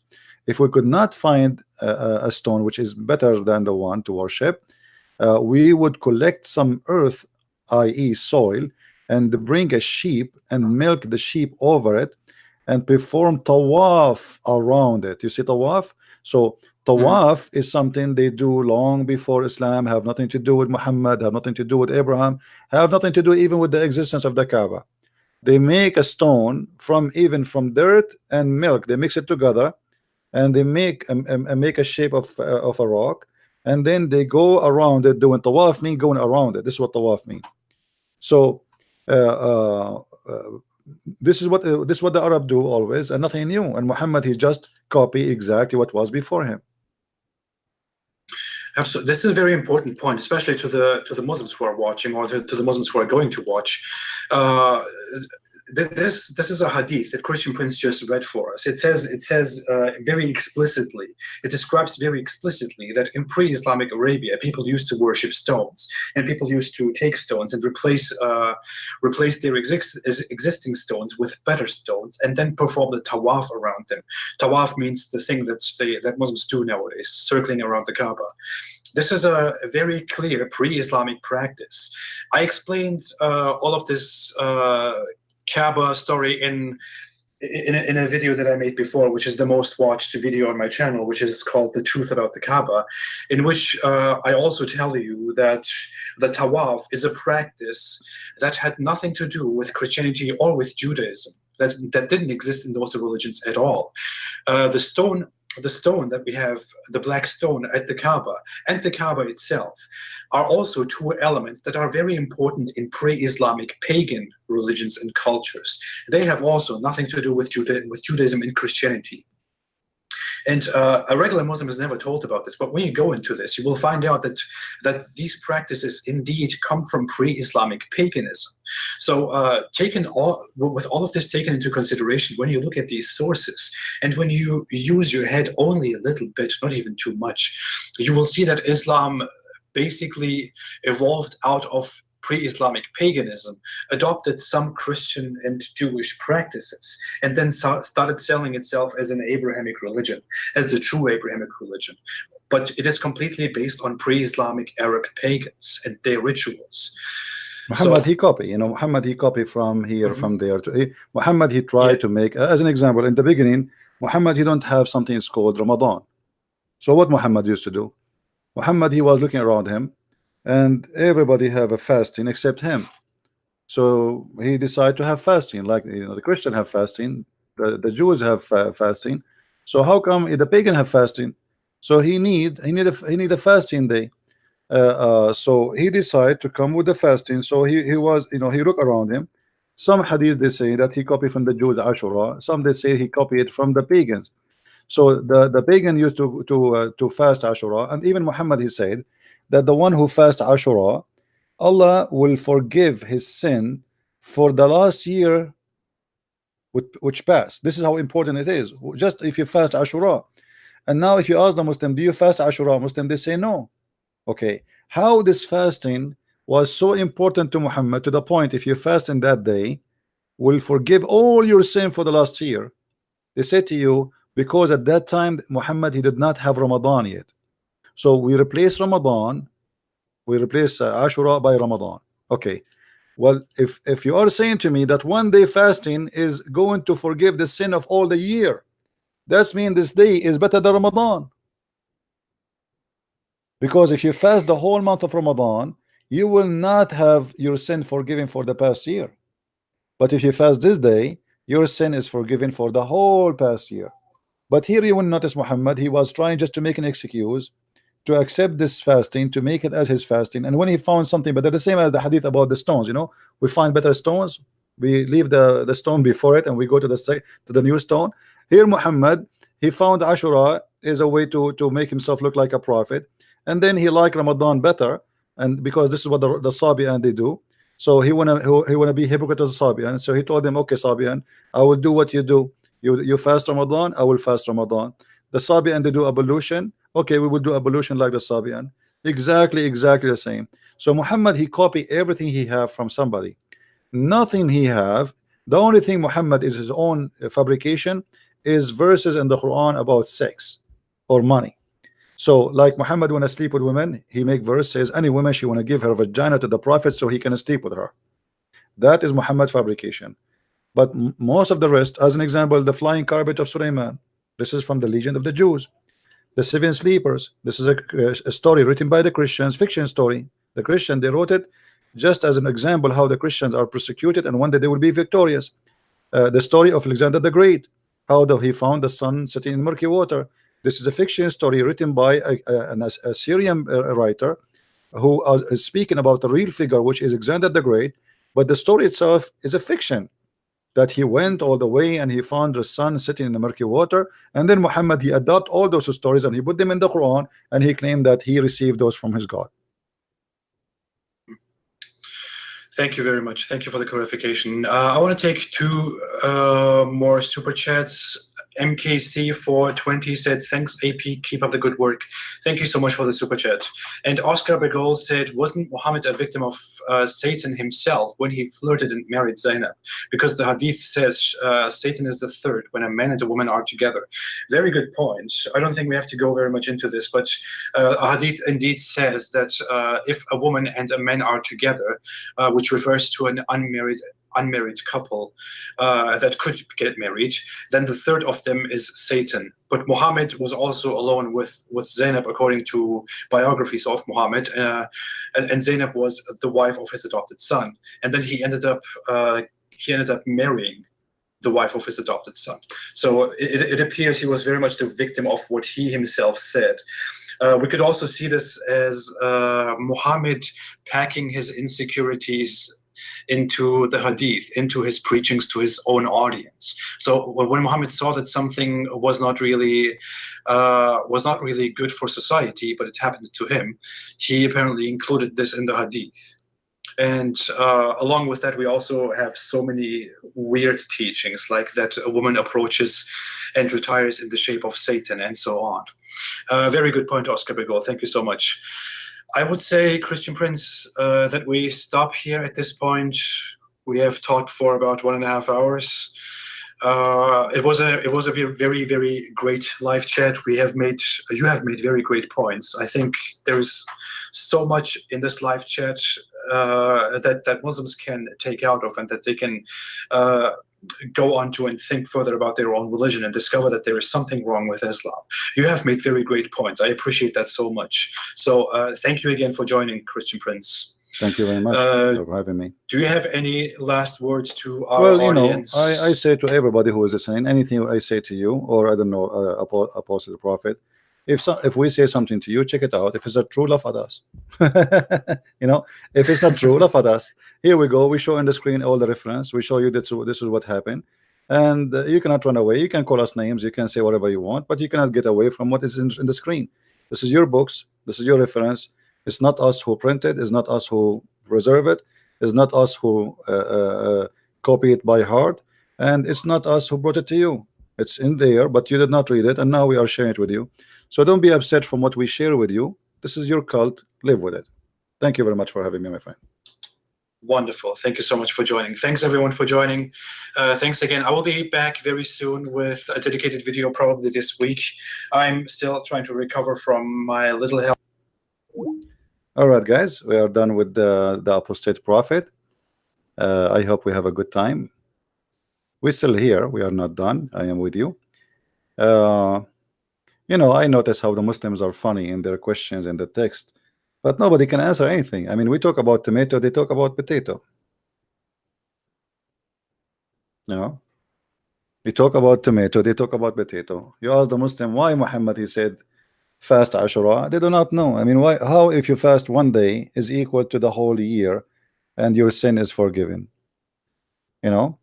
That will not, that doesn't make sense. And why now you don't fast it no more? I mean, this is very important. One day, just one day, I will do sin for the whole year, sleeping around, having whatever, you know, having sex with the goat and her girlfriends, and then after that I fast Ashura and I'm clean. That's it. I mean, this is fantastic. I wish all religion they have that. That's wonderful, my friend. You do not even need to take a shower. You know, you do all the garbage you want in the world, and then you fast Ashura and you are done. Yeah. So how this is now is abolished? How this is, you know, suddenly became not important? We have Muhammad Mustafa. He is there. He is saying, never. How are you, Muhammad Mustafa? Call me Muhammad Mustafa and explain to me this hadith. How your prophet saying that if you fast in this day will forgive your sin all the year before. And this is something the pagan used to fast. What do you say? Any Muslim? My Skype is open. Feel free to call me if you wish. Who is a Muslim? Want to explain to us? And here we go. Muhammad, he come with Ramadan. He learned from the Sabian, and suddenly Ashura is not important. So now let us fast Ashura. Sorry, let us fast Ramadan. Look you like your God. He is not sure what to fast. And Muhammad is looking for a religion. Which one is better? The Prophet said, the fast of the day of Ashura, for indeed I anticipate that Allah will forgive the sin of the year before it. Explain to me how this happened. I'm going to have all kind of sin for the coming year. I'm not worried about it no more. I will fast the day of Ashura a year from now. Actually, who want to explain to us what Ashura? Somebody is asking in the text, what is Ashura? Who want to tell us? They don't know, because they stole the name. They have no idea what the name means. They do not know what Ramadan is about. They do not know what Ashura is about. They do not know what Mecca is about. They do not know what the Quran is about. Allah knows best. This is the answer, the very famous answer Muslims they give us. Allah knows best, my friend. We have somebody trying to call. Let us see.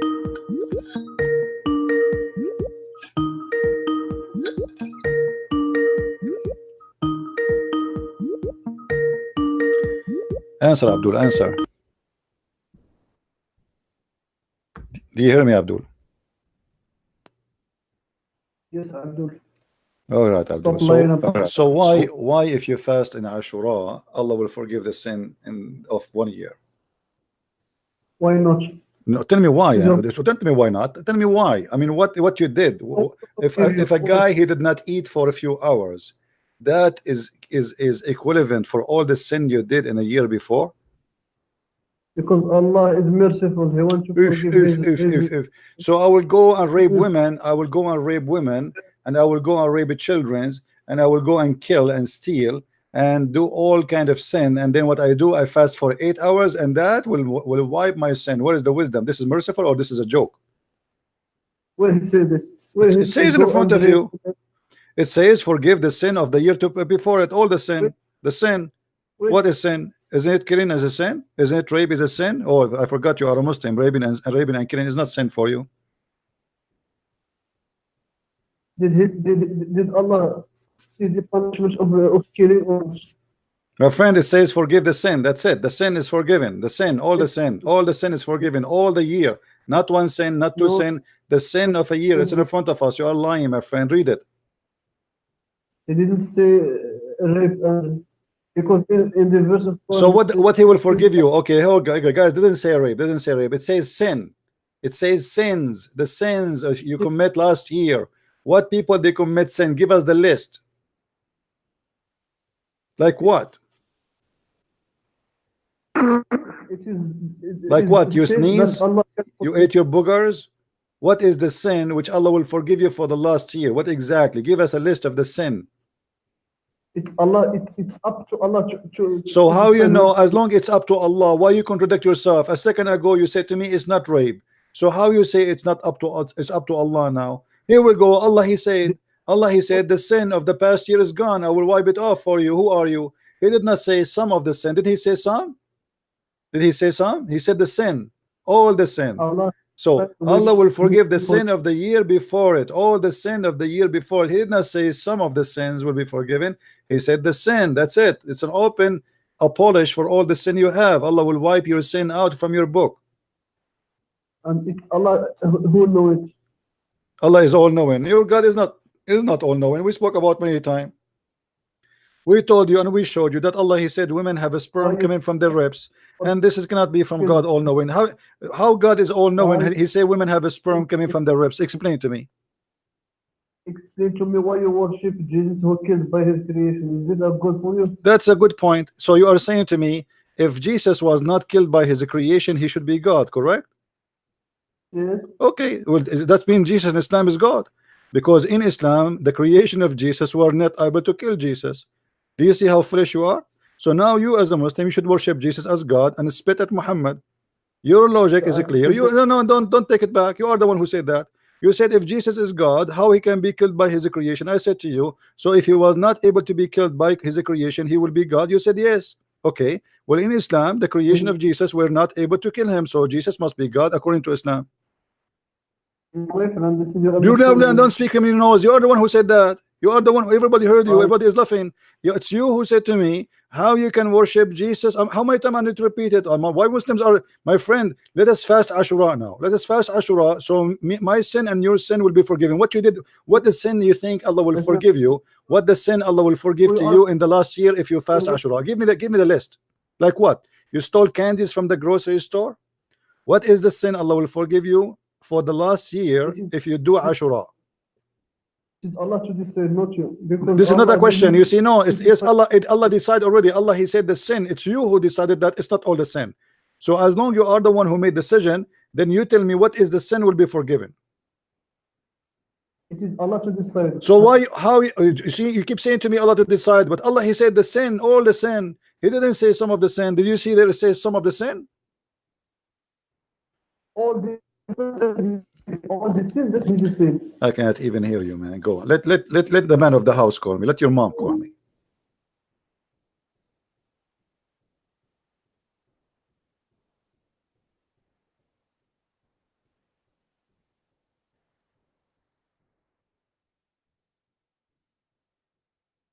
Do you see how stupid? Don't call me. Don't call me. That's it. That's it. I don't want to waste my time on you. That's it. I can't even hear you properly. It's up to Allah. It's up to Allah. It's up to Allah. Hey, Allah, he said to you, I forgive the sin of the past year. We got that. All the news. Fake news. It's up to Allah.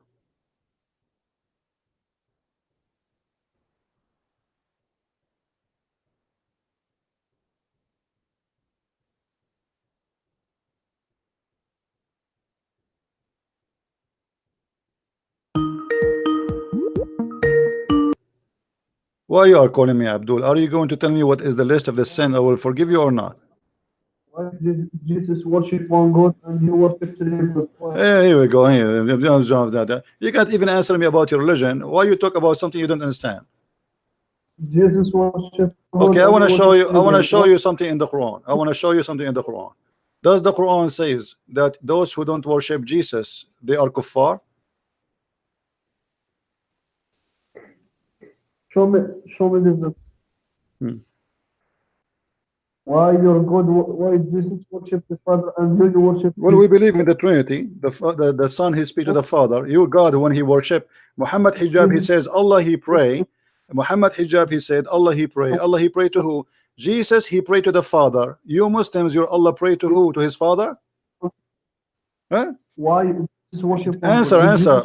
Jesus, I answered you. Jesus he pray to the Father. You Muslims your God Allah he pray to who? Did Jesus worship three gods? I just answered you. Jesus he prayed to the Father.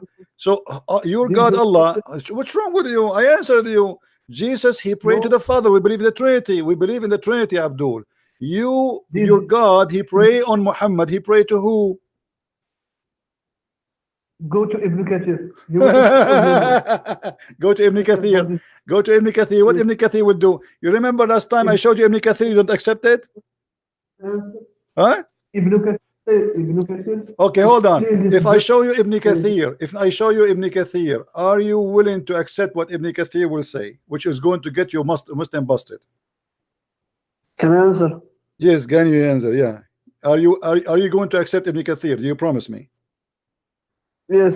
In Okay. this verse, Ibn Kathir Last time, say that Allah- yesterday you told me yes. You remember? Yesterday you told me yes. If I show you Ibn Kathir, and then when I show it to you, you run away.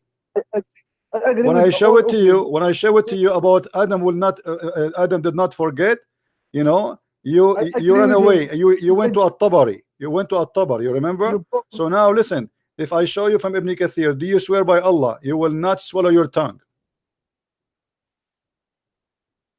I agree, yes. No, Go to Allah. swear by Allah. Swear by Allah that you will not swallow your I don't- tongue. And I say, huh? I agree. I don't need to swear. Why you do not need to swear? That will make it more fun. You know, why not? I know. Hmm. Which I verse? agree. Which verse you what want me? don't want- Which verse you want me to show you so we can laugh together? The verse of Muhammad hijab. Yes. Okay. All right. So let us see. Ibn Kathir. Ibn Okay, Kathir okay, explain okay. This verse and he say, No problem. and he say, Allah pray, and the angels, All right. the All right. actions of Allah. Okay. angels Okay. are Let us see. different. Let us see. Ibn Kathir. Let us laugh together. 33:56. I will love to you. Okay. Because Ibn Kathir will get your prophet busted, Abdul. You Muslims, you have He no will- idea. he will- Okay, let us he see. will- In a few seconds, we will see how that happened. He will expose you. All right. Because the Christian missionary, he always lies after lie after lie. He didn't stop to lie. Yeah, you know, I heard the Christian missionary saying Muhammad was a good guy. I agree with you. This guy was working for the devil, obviously. This is Ibn Kathir. Do you see the screen? Do you see Ibn Kathir? Do you see Ibn Kathir? Wait a second.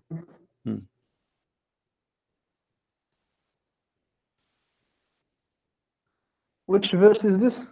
You are the one who told me. You don't even know the verse we are talking about, don't you? I know, just the screen, I don't see it. Why you don't see it? Guys, is the screen showing? It's showing. Okay. Okay. Go to the first verse. where What it the says- word Salah mean? According to Ibn Kathir. Go to the first verse. What Go first to- verse? Okay, what first Go verse? to up.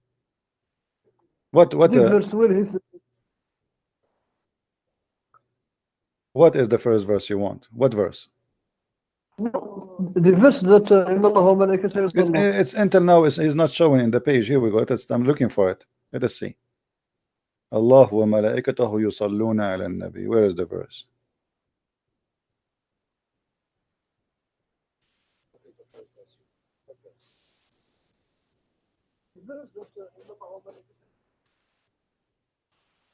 وصلى الله على 56. محمد. Here we go. وصلى الله على محمد.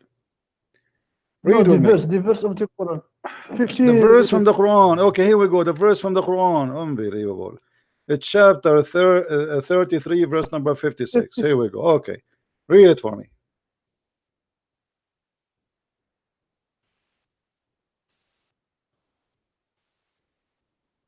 Read it. Let us laugh. I don't see it. Which Chapter 33, verse number 56. This is your Muslim translation. I go to Tafsir Ibn Kathir, not the. I was there. You told me go to the Quran. What's wrong with you? I was in the Ibn Kathir page. Which one you want? The first page of this Okay, verse. okay. First of all, read the Quran for me. What it says here in the Quran. Explain to us what's happening.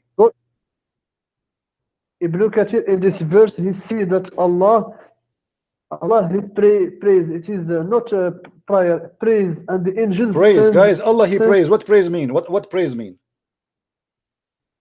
Praise, he sends praise. Okay, praise. What praise mean? What the word praise Go to mean? just No, you tell me first. You just told me Allah he praise. What the praise mean? What does that mean? praise. So you are saying to us give, that God he praised a man, not the man he praised the God of Islam? Are you saying to me that the God of Muhammad he praised Muhammad? okay, are you saying Allah he will kill I am not saying it's you who Muhammad? say it. Don't say are you, don't start saying are you saying. I am saying it's you who said to me Allah he praised Muhammad. Did you say that or not? Yes, Okay. there is no problem with that. What do you If mean by Allah praise? wants to What the word praise him, praise what the word praise mean? love, What the word you love, praise mean, my friend? Explain to me what the word you when you love, say Allah praise praise is what? love, Huh? love. It is love. Send his love. Praise means send his love? Yes, I never heard of this before. Guys, the word praise send his love. yes. Okay, so your God and the angels they are sending love to Muhammad. Mwah, mwah, Muhammad, mwah, Valentine Day. Are you saying that? Are you stupid or what? Well, you are the one who's saying to me that. Isn't it you who just said to me Allah and the angels send his love? Did Jesus loves you or Don't not? change the I did topic. say, Jesus. As you're saying to me, God, He is sending His love to Muhammad.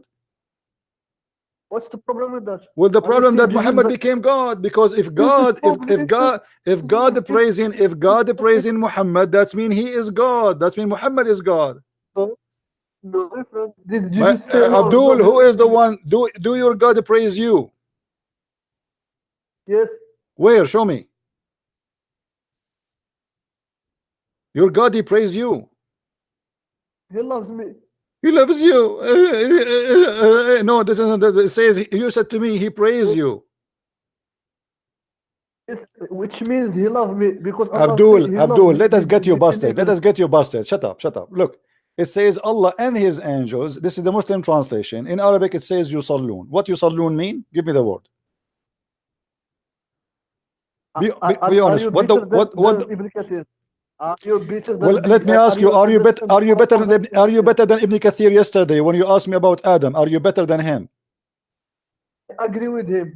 He exposed you. He agree with me, you You idiot, and this is why you run away. You refuse to read it. You said to me, "Go to At-Tabari." no, You forgot? it is you who stopped the car.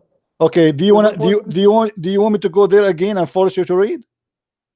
go to Ibn Kathir know about this verse.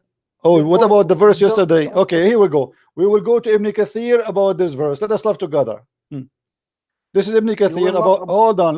This is Ibn Kathir. Hold on. Okay. This is Ibn Kathir about this verse. وصلى الله على Muhammad. Read with me carefully. Read for me. I have in my page Ibn Kathir he say that the action of Allah is different the actions of the angel. The salat of Allah is praise and the salat of the angels is sending supplications. So the actions of Allah is different from the actions of angels. So the same word used This for is both. The same word used for both. So yes, you Muslim, you try to fabricate. You say, okay, both of them they do uh, salah, but the salah of the angel are different from the salah of the Quran. yes, Does your the prophet actions says are that, different. or does your prophet says that? No, this is your fabrication. Salah mean Yes, pray. So you just admitted. hadith. You just admitted that Hadith. Ibn Kathir, he agree that the word salah means supplication. Correct? No. It's you who said that a Ibn second Kathir, ago. can I answer? Yeah, Ibn go. Kathir said salat for Allah is salat for Allah is praising. And Okay, for the okay. Let angels me ask you. Let me ask you. So according to the verse, Allah He did salah on Muhammad. What does that mean? He sent a blessing. according to Ibn Kathir, he said praise. Praise. Okay. And the angels they are Yes, asking Allah for what? for supplication. For what? There is a difference. For what? To do what? Asking Allah supplication. They are asking supplication to send blessings to I Muhammad. mean, look how stupid you guys are. If Allah already He praised him, you ask Him for more? Is that like a rice? We want more rice, Allah. Allah send more rice, Allah. Allah more sugar. I mean, your God Allah already He blessed him and He praised him. So what do you mean the angels are asking Allah for more? Are you stupid people? I- Is your God is stupid God, or or what? is your God Allah, is God, or He is a vendor? You know, we make a request for more. What more mean? If your God already blessed Muhammad, what more blessing will do? No, explain to me. If Allah blessed Muhammad already, what more blessing will do? No, you changed the question. I am not question. changing. It's you who said that to me, that when the angels they pray, it's supplication to Allah to send more. When Allah he pray, he is sending a blessing. That's wonderful. Okay, Allah he sent a blessing already. The angels are asking Allah for more blessing. Why? Why Ibn Kathir didn't say that Allah pray? I am going with Ibn And Kathir. I'm going with Ibn Kathir. Ibn Kathir is being, is getting you busted because you just say that Ibn Kathir says that the word salah is for both, for the angels and for Allah, but the action of Allah is different. Hold on, shut up. You said that they are asking, say plenty of salah upon him on Friday and every Friday. So Allah is asking the angels to send salah upon him on Friday and every Friday. Okay, why the angels they have to make a Friday prayer on Muhammad and every Friday? Why? Because it's a command from God. Okay, so are you saying that the blessing of Allah expired every 7 days, so we need to ask Allah for more prayer on Muhammad, otherwise the previous blessing will be expired? Muhammad is dead already. They didn't say that. What the blessing of a dead man will do? It is benefit for the believers. No, it's benefit. It's benefit. No. Hold on. It's a benefit for the believer. So you are saying to me, by asking Allah for a blessing for Muhammad, you get a benefit, correct? What? You just said by praying to Allah to send the blessing on Muhammad, you receive a benefit, correct? Yes, because you thank you very much. What Allah commanded. Wonderful, so because you obey Allah. Okay, so what now what we do in order to get blessing for us, we ask Allah for blessing for Muhammad. So Muhammad became the meditator, and he is the source of a blessing. In order to get a blessing from Allah, we fool Allah. We say, Allah, hey, send the blessing to Muhammad so we can get the blessing too. So you Muslims are a bunch of hypocrites. So you are saying to me, hold on, you are saying to me, you are not doing a prayer on Muhammad because you like Muhammad, but because you want to get the benefit of the blessing. You use Muhammad, you use Allah. Allah, he said, bless Muhammad so I can. Okay, hold on. You just made it clear. Muhammad here is like is used and abused by you. Muhammad, he make you worship him as God. He says to you, okay, if you want to receive a blessing, ask for a blessing for me. This is what you said. Can I answer? Yeah, go ahead. Can I explain? Okay. There is, if you want to get blessing, you can ask Allah directly without Muhammad. There is another specific blessings if you because Allah command you. If you ask Allah blessings for Muhammad, so you get more rewards. But you can get blessings without Muhammad. So don't twist it. Okay, hold on. Let's go here. In the same page of Ibn Kathir, it says that Allah forbidden Muhammad, he said, Allah forbidden the earth from consume the bodies of the Prophet. Do you agree with Ibn Kathir?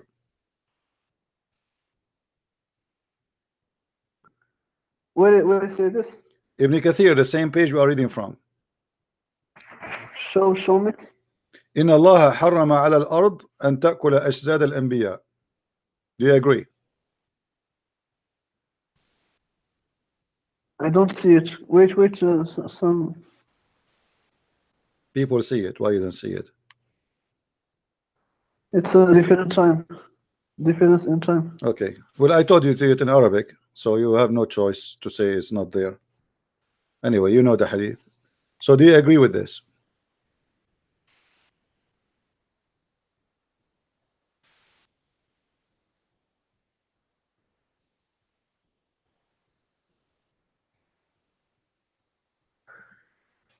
Yes, I agree. All right. So your prophet claimed that even when he is dead, is he dead or is alive now? Physically he is dead, but spiritually he is alive. Okay. So when Muhammad is dead, why the earth will not eat his body?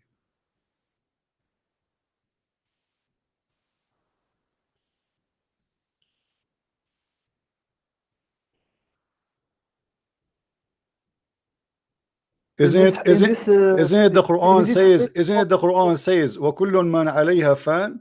Everybody in the top of it is going to be destroyed. So how Muhammad, his body is going to be preserved?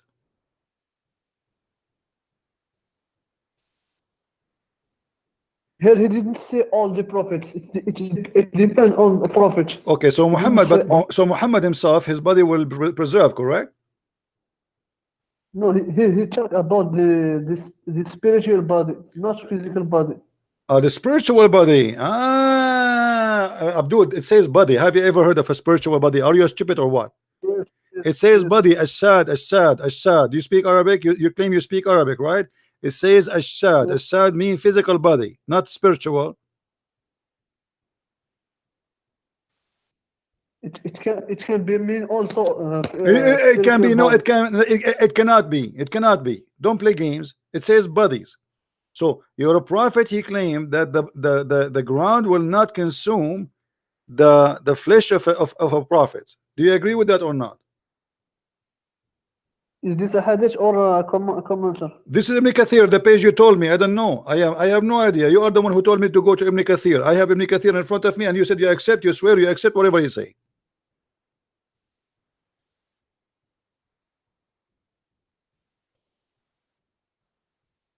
So what is the problem with this? My friend, I want an answer. Don't tell me what is the problem. Always when you hold a Muslim from his tail, he starts saying to you, "What's the problem? What is that? What's your point?" I am asking you, do you agree or you don't agree? Do you agree or you don't? Agree about what? Huh?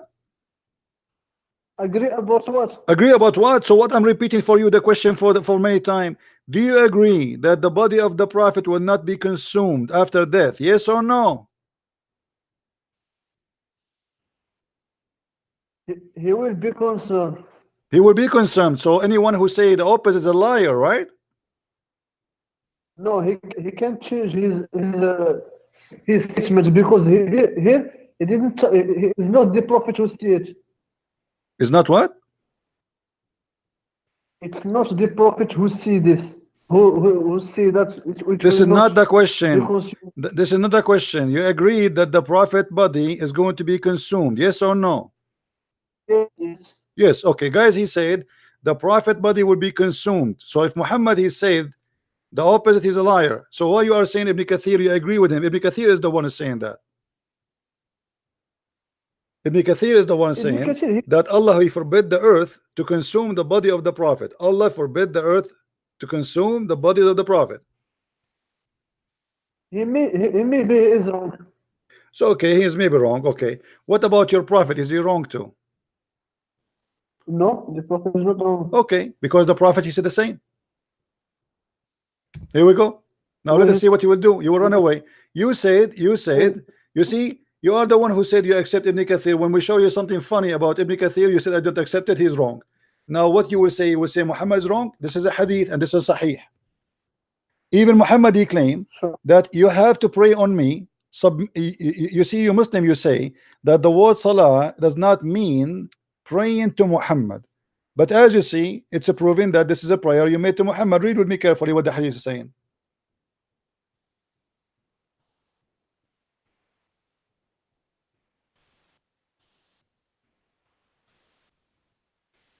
Wait, I don't see it.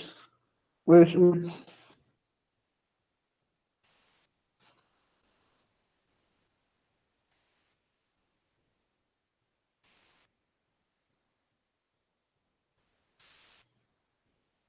This is from Bukhari? I don't care from where. Just tell me now, what do you think? Later we will tell you from where.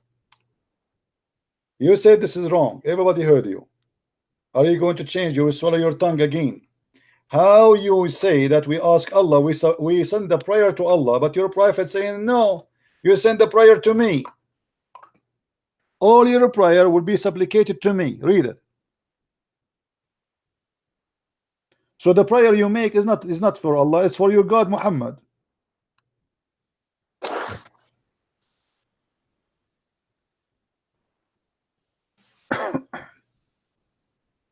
Show me the Arabic one.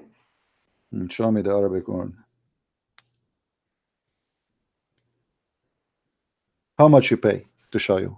I am the same like your prophet. The prophet says, if you want to see the prophet in private, if you want to see the prophet in private, you want to speak to him in private, you have to give him alms. How much alms you will give me?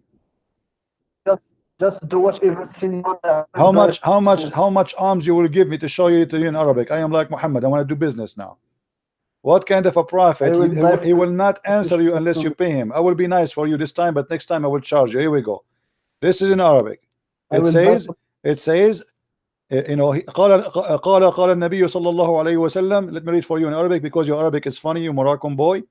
إن من أفضل أيامكم يوم الجمعة فأكثروا علي من الصلاة فيه فإن صلاتكم معروضة علي. قال فقالوا يا رسول الله وكيف تعرض صلاتنا عليك وقد أرمت؟ قال يقولون بليت. قال إن الله تبارك وتعالى حرم على الأرض أجساد الأنبياء صلى الله عليه وسلم. Translate if you are a man. Be brave. Let us laugh together at this cult. So what's the problem with that? What the problem? What the problem? You say to me, we supplicate to Allah. The hadith says, no, you don't supplicate to Allah. Or when you say, pray, oh Allah, pray to Muhammad, you are praying to Muhammad. And the prayer will be submitted to Muhammad, not to Allah. So how Muhammad is dead, and here the Muslim ask him, how we will pray, and our prayer will be submitted to you, but you will be dead. How this would happen? Read carefully. They said to him, how can our blessing, by the way, this is a false translation, it doesn't say blessing, it says salat.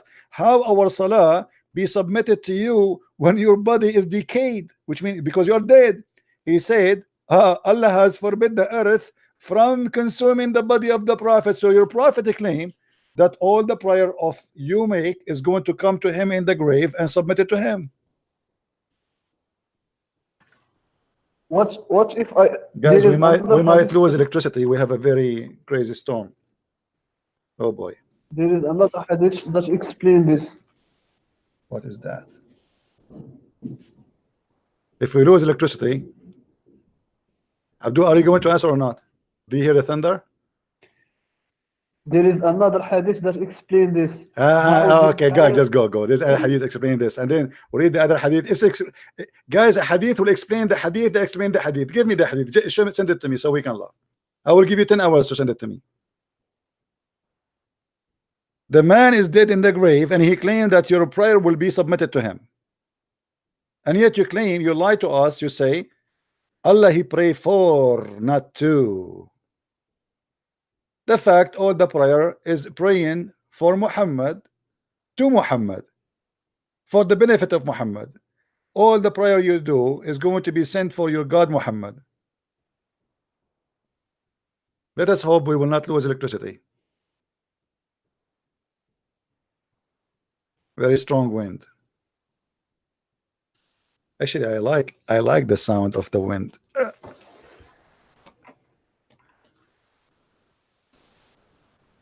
Do you hear it?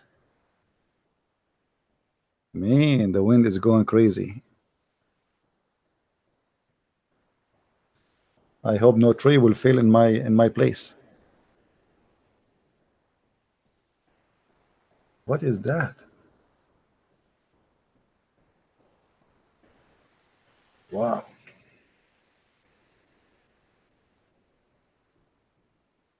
Man, the trees is moving like crazy.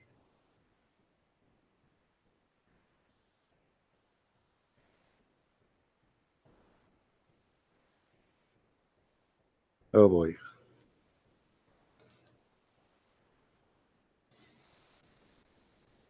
Anyway, better than having an invasion of cockroaches like what happened to Mecca today. You know? At least we don't have cockroaches.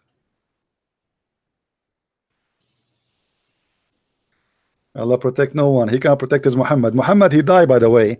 The liar Muhammad, he told them that the body of the prophets will not be consumed, will not be decay when they die, and then this is why the Muslim did not bury him for 3 days after that. And then Ibn Abbas, he said to them, bury your friend, faqad antan, you know, he is stinking. Your friend is stink, bury him. 3 days the Muslim did not bury Muhammad because of this hadith, because he told them, he lied to them, he said to them that prophets, their body will not be consumed. So they said to themselves, why would we bury him? Even what they understand from this too, not only the earth cannot decay, cannot even swallow it. so we have to keep it outside. It's going to stay as a miracle. So the Muslims did not bury him for 3 days, and then his belly became full of fart. You see, when a person he die, and he, especially if he ate like before he died, the food in the stomach,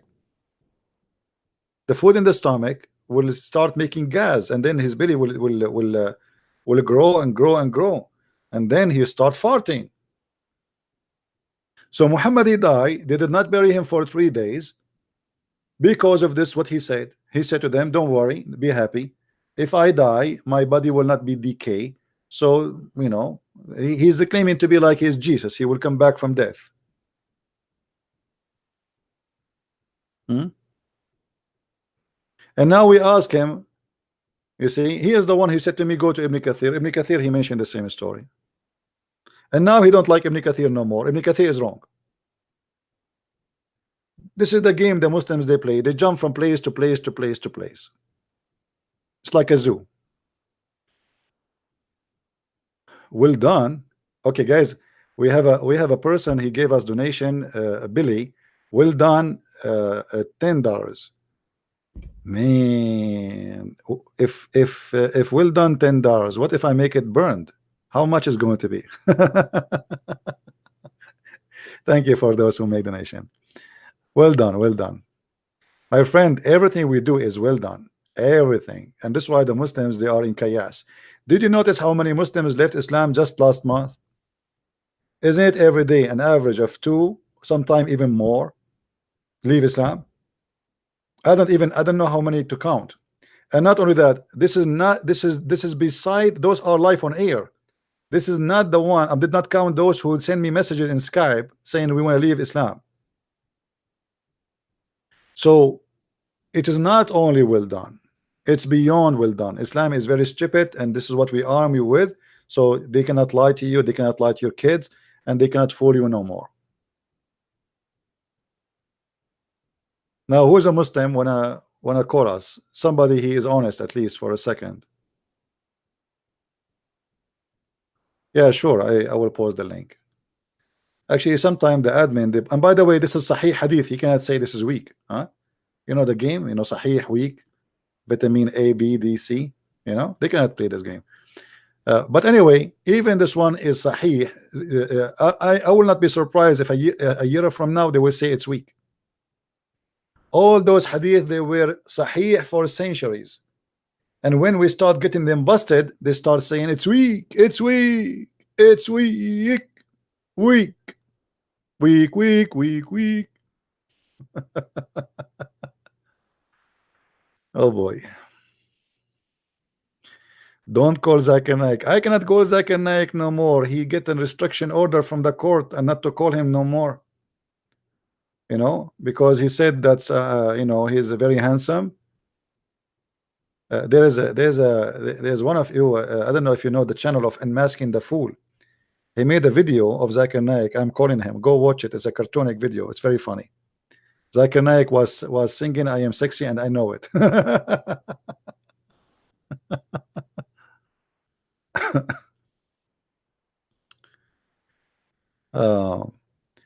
Abrogation verses. Okay, hold on.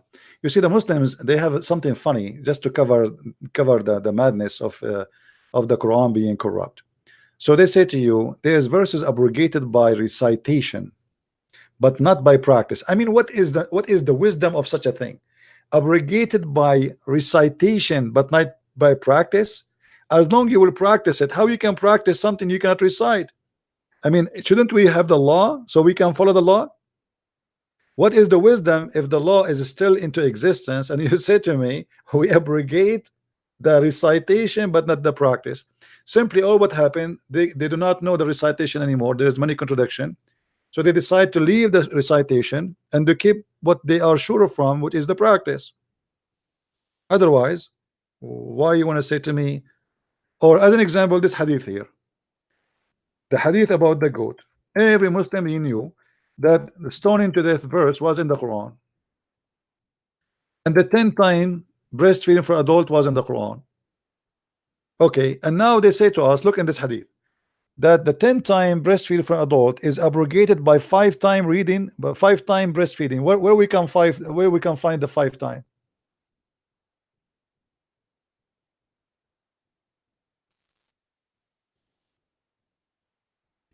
Where we can find the verse which abrogate the first verse. So now we cannot find the first verse, which is 10-time breastfeed for adult, and we cannot find the second verse which abrogating the first verse by 5-time breastfeeding for adult.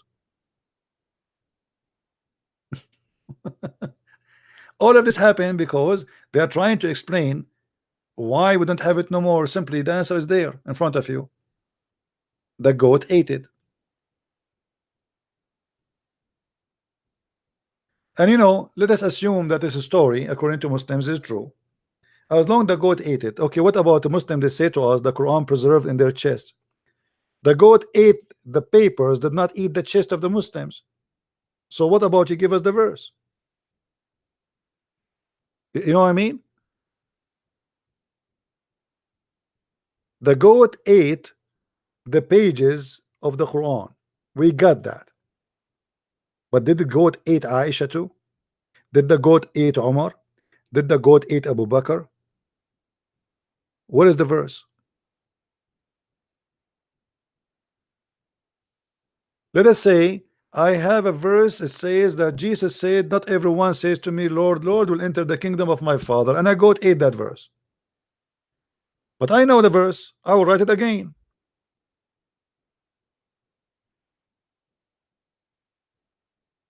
Simply, the story of the goat, obviously, is to cover the ass of the Muslims who they are trying to get rid of it. This is a very humiliating verse. The Prophet ordering Muslim women to give their boobs to strangers. By the way, the coming New Year, Islamic New Year, I'm thinking to open a new business. It's called drive-through boobs suckling for adult. You can put your name in the side if you like to sponsor our project. It's a charity project, charity for the hungry men. You know, a lot of men, they are like to suckle only from boobs of women. You know, they want to remember the days when they used to be children's. We are very conservative people, my friend. We are very conservative. We force our wife to wear a burqa, but you can suck the nipples of my wife. Praise be to Allah. And by the way, there's no milk because those women, they are not even goats, my friend. They don't have milk always. You have to have a baby. So those women, they are giving their breast to do what? They suckle the nipples only. What they will suck? I want to open a project like this in Las Vegas, but sadly I don't have the money for that. I will bring some beautiful females, you know, imported halal females, and we have like stamped tattoo. It says halal and their boobs, you know, like next to the nipples, around the nipples. Like we put a stamp halal around the nipple, and the men, they drive it through, and they start suck it like halal. Next. Brother, what is the price for boobs today? We will put that in the stock market. You know, you can buy stocks, boob stocks. I mean, this will explode the whole stock market idea. Imagine we have like a boobs or nipples stock. The nipples stock is going up today. Breastfeed for adult, and you are telling me this guy is a prophet?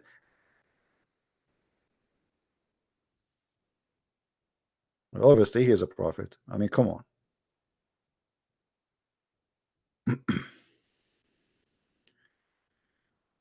And there is other hadith explain this hadith. Have you ever heard of such a garbage?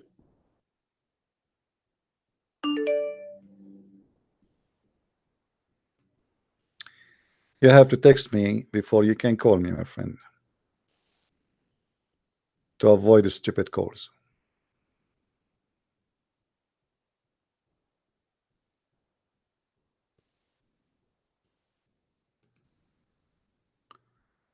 And Abdul, when Muhammad he ordered the woman to give her boobs to a stranger to suck it,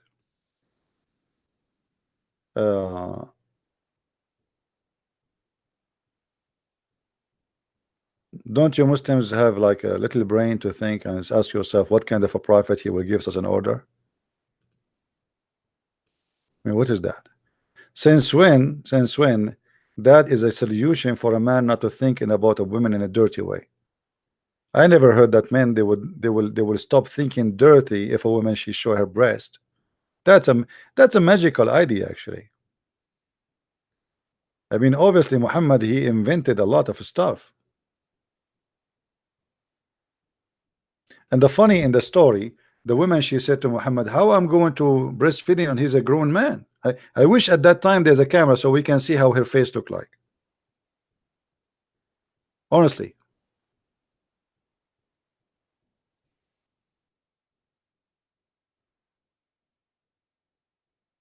Imagine if that time there's live broadcast and Muhammad he just said to the woman, "Give him your boob, suckle him." The woman like her eyes will be like, "What? Huh? Huh?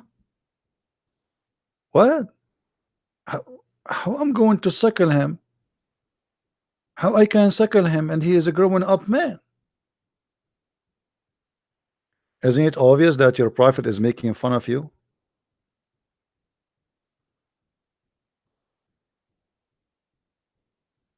Actually, this is the only way, the only thing I like about Islam, to be honest with you. Sometimes I feel like I want to be Muslim right now, right here. Allah, Allah. Okay, Allah. What condition between me and you? Agreement. If I convert to Islam, how many suckling I can do a day? I will go to a Muslim country and I will put a sign. It says, "Allah promised me your suckling."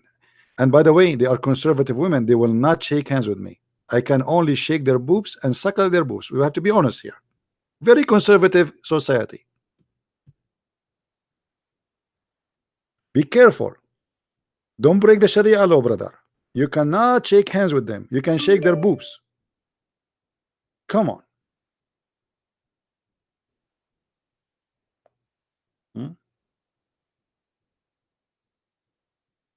Any Muslim? Look like somebody trying to call me. Let's see what is that.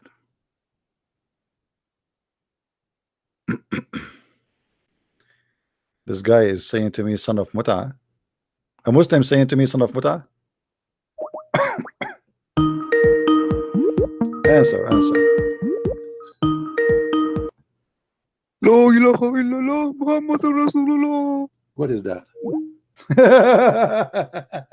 Do it again, and we will give you two boobs from Mecca. Go ahead. What is that? Why you hang up? Say it again. What is that? Why you hang up? Coward. Potato. Let us see someone else. We block this guy as long as he's a coward. He don't want to talk.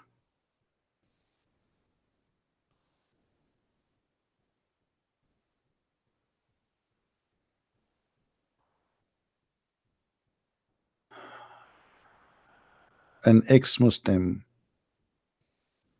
Okay, tomorrow debate with Facebook. I will call him. Okay, guys, remember tomorrow we have a guy from Nigeria. His name is Ustaz Jami'u Baganaw. If I'm saying his name correctly, Ustaz in Arabic mean master. Supposedly he claimed to be a master. So tomorrow we have a brother. He will call this guy. And he will connect me with him. So we will have some fun. Let us see what happens. So tomorrow he will call him at 4 p.m. New York time. I will be earlier for sure before he called.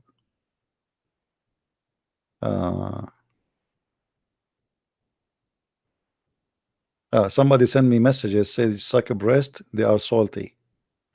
Look like you're an expert, my friend. I have no idea if they are salty. Are they salty?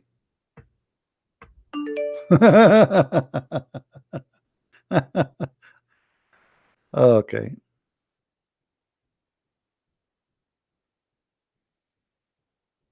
Let us see.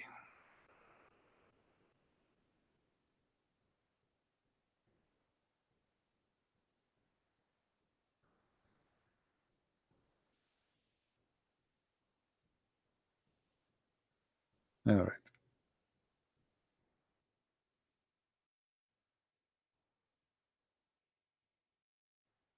Ask the expert. I'm sure Muhammad, he knew a lot about this.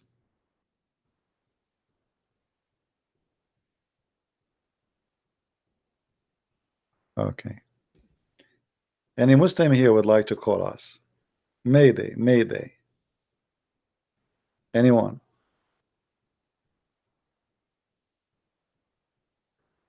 If there is ACIA can call CP. I don't know what ACIA mean. Any Muslim would like to call?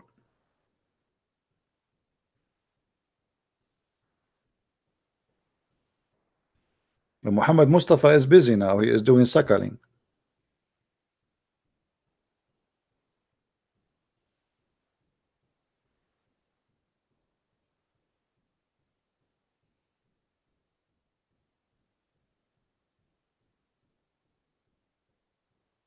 There's an Egyptian TV host. She was talking to the sheikh about this. He said to her, yeah, you have to do it. So she said, are you saying to me that all those men who work with me in the studio, they have to suck my boobs? He said, yes. She said, do you know how many they work here? Oh boy. And the other woman, she asked, what if I'm going in the train? Are you saying to me everybody in the train or airplane have to suck my boobs because before I can stay with them alone? He said, yes. That's amazing. I mean, this is a very fancy religion, man. I mean, why you guys are saying, why you are saying Islam is very aggressive? This is muta. You can rent a woman in the elevator for sex. You give her $10 to take off her panty, if she is wearing panty. You know, if she is wearing panty. Usually they don't. You know, they speak too much about being conservative, but I never saw something conservative in Islam. This is why a Muslim man, by the way, he marry you if he speak to you over Skype twice. The third time he don't care even to marry you, because for them there's no marriage. It's just a contract for sex. Marriage for them is very easy. This is why divorce is so easy too, because there's no marriage. This is just a contract sex. Halal, do it halal. All the marriage for them is a muta, is a joy for sex. So you wanna, okay, you like her, you will see it after 2 days, especially if you need papers. You know, if you need papers after 2 minutes, he will ask you to marry him. But if you do not need papers, if you need papers, even if you are 60 years old and he is 20 years old, he will marry you. You know? But if you do not need papers, he don't mind. I mean, even if you are not really good looking, he will marry you for a week or two or a month. You know, especially if you have a place to stay, you don't pay rent or etc. It's very easy. They will ask you to marry me. Okay, we'll marry. Get married. Go to the mosque. Let's go to the mosque. You go to the mosque. You say in the sheikh, I'm going to F her. He say to you, do you like to F him? You say yes. Here we go. You are wife and husband now. And then after a few weeks, he will send you a text message. He says to you, you are divorced. They don't even have to go and say it to you face to face no more. They can send it to you by text message. It's approved now by Islamic scholars to divorce your wife by text message.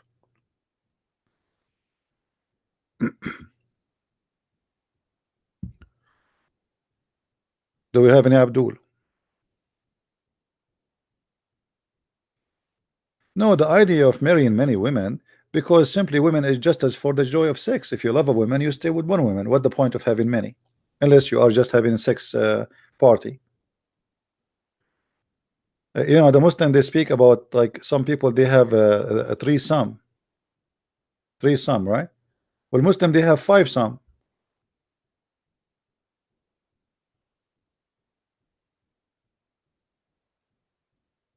4 wives and 1 man.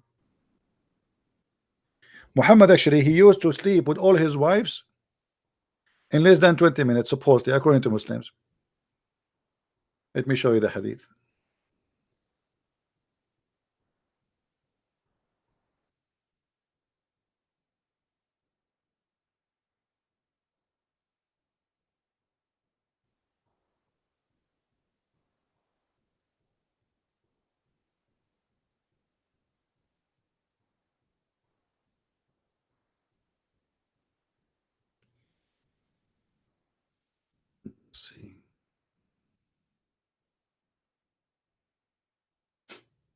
Please be careful and love. We have a hero here. We have a hero who can do bang bang to all his wife. By the way, here in the translation it says in 1 hour, but the fact it doesn't say that. Sa'a in Arabic in the time of Muhammad. Now the word sa'a is equal to 1 hour 60 minutes, but at their time when you say sa'a is between 15 to 20 minutes. So look what it says. The prophet, and here look look how they saying. He said they used to visit all his wives in a round during the day and the night, and they were 11. This is not what it says. He do have sex with them. This is why after that it says how he can do that. They said he was given the power of 30 men. Power of what? Of sex. You know what I mean?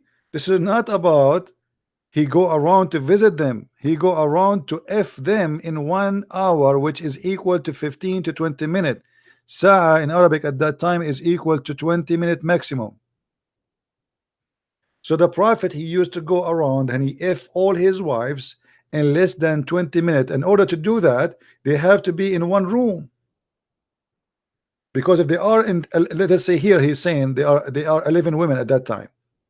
So if you want to go around and they are 20 minutes, well, if you take 2 minutes just to move between a house and a house or a room and a room, then that will be will not be enough. 20 minutes is gone. The only way to have such a sex party is to have a party, to have 11 women in the bedroom, and Muhammad is having sex with them one after one.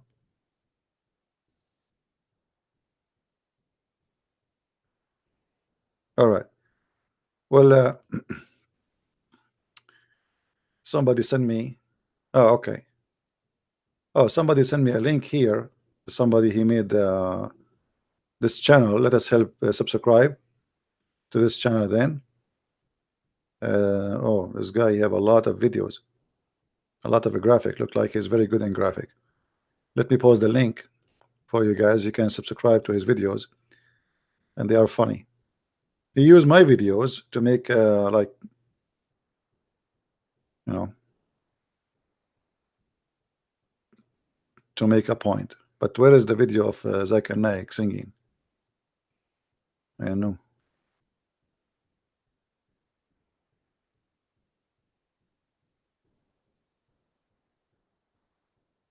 Zakir Naik.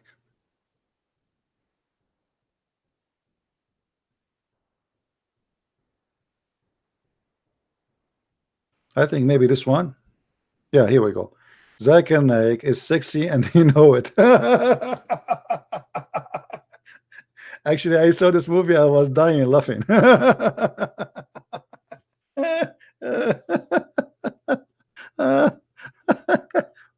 Guys, search for the video. Sexy and he know it. Zakir Naik, sexy and he know it. Do you see the video title? Honestly, this guy is very good because he is very good in graphic. I don't know how he did it. I don't know what software he's using, but you know, it's really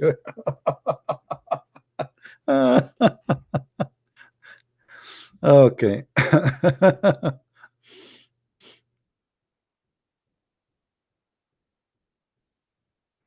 Sexy and he know it. Let us see.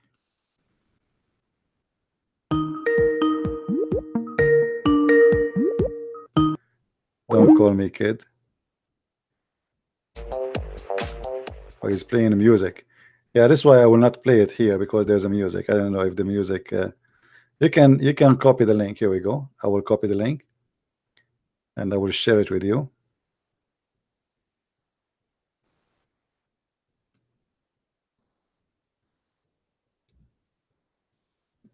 You can subscribe to his channel. All right, guys, this is a very funny video. Go watch it and have fun before you sleep. I want to say thank you for being here. May the Lord bless you.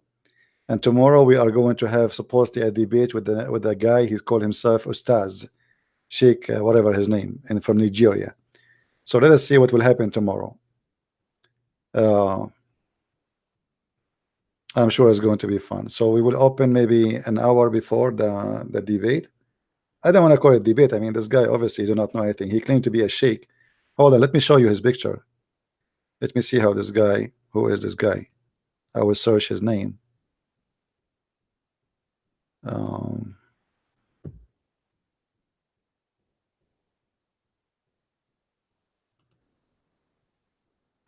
Maybe we can find his name in YouTube. As long he claimed that he is teaching. Don't call me Abdul. I'm done for today. That's it. Enough kids. Ustaz. No. Oh, we did not copy the name. We have to log in Skype again. Anyway, tomorrow we will show you. We will show you his because he do live broadcast in YouTube, in Facebook actually. Yeah. Well, watch this video. Sound like it's you know, it's very funny. It's a comedy, and give it a like and subscribe to this guy. This guy, he have 108 subscriber only, but he's doing a lot of work. Actually, he deserves more of our support, right? You remember we said that when you see someone doing good work, we right away subscribe. Like, you do not need somebody to invite you to do good.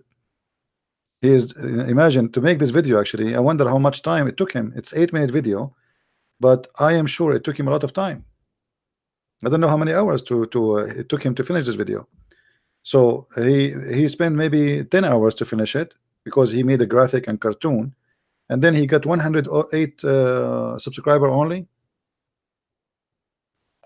I mean, you see, we are not supporting the ones who do the work.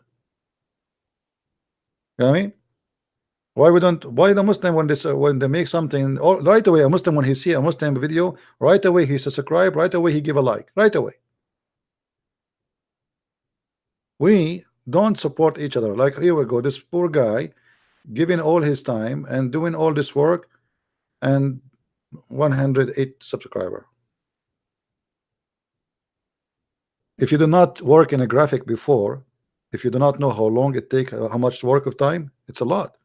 I made a cartoon about Muhammad, took us more than 6 months to finish an 8-minute or 10-minute cartoon. 6 months, you know. So anyway, guys, I want to say thank you very much for who care if YouTube to promote or not? My friend, you promote it. Now you learned about it, you see it, you promote it. Are you going to wait for YouTube? What YouTube? YouTube, they promote Islam, they don't promote anything good. They are liberals. As simple as that. Anything you do, they say to you, you're offending Abdul. And so what we can do? You cannot offend them. You can offend Christianity, you can offend anyone, but you cannot offend the Abdul. They're potatoes. All right. So watch the video, share it with your friends, and love. And with this, we say thank you guys for being here. We are done for today. May the Lord bless you, and I will see you tomorrow. Remember, tomorrow we have a debate, as we said. If we can call it a debate, a guy, he claimed that he's a big shot, and he is teaching the Abdul in Nigeria. Let us see how long he can function with us before he flip and have heart attack. And I don't think even I will understand what he's saying, but we will see. As long as we have the gentleman who would translate between us. Suppose he speak English, but I'm not sure if I can understand what he's saying, but we will see anyway. Thank you very much for being here. May the Lord bless you, and I will see you tomorrow again. We'll start maybe around 3 o'clock p.m. Be with us. Christ is Lord and Islam is false. Thank you. Bye-bye.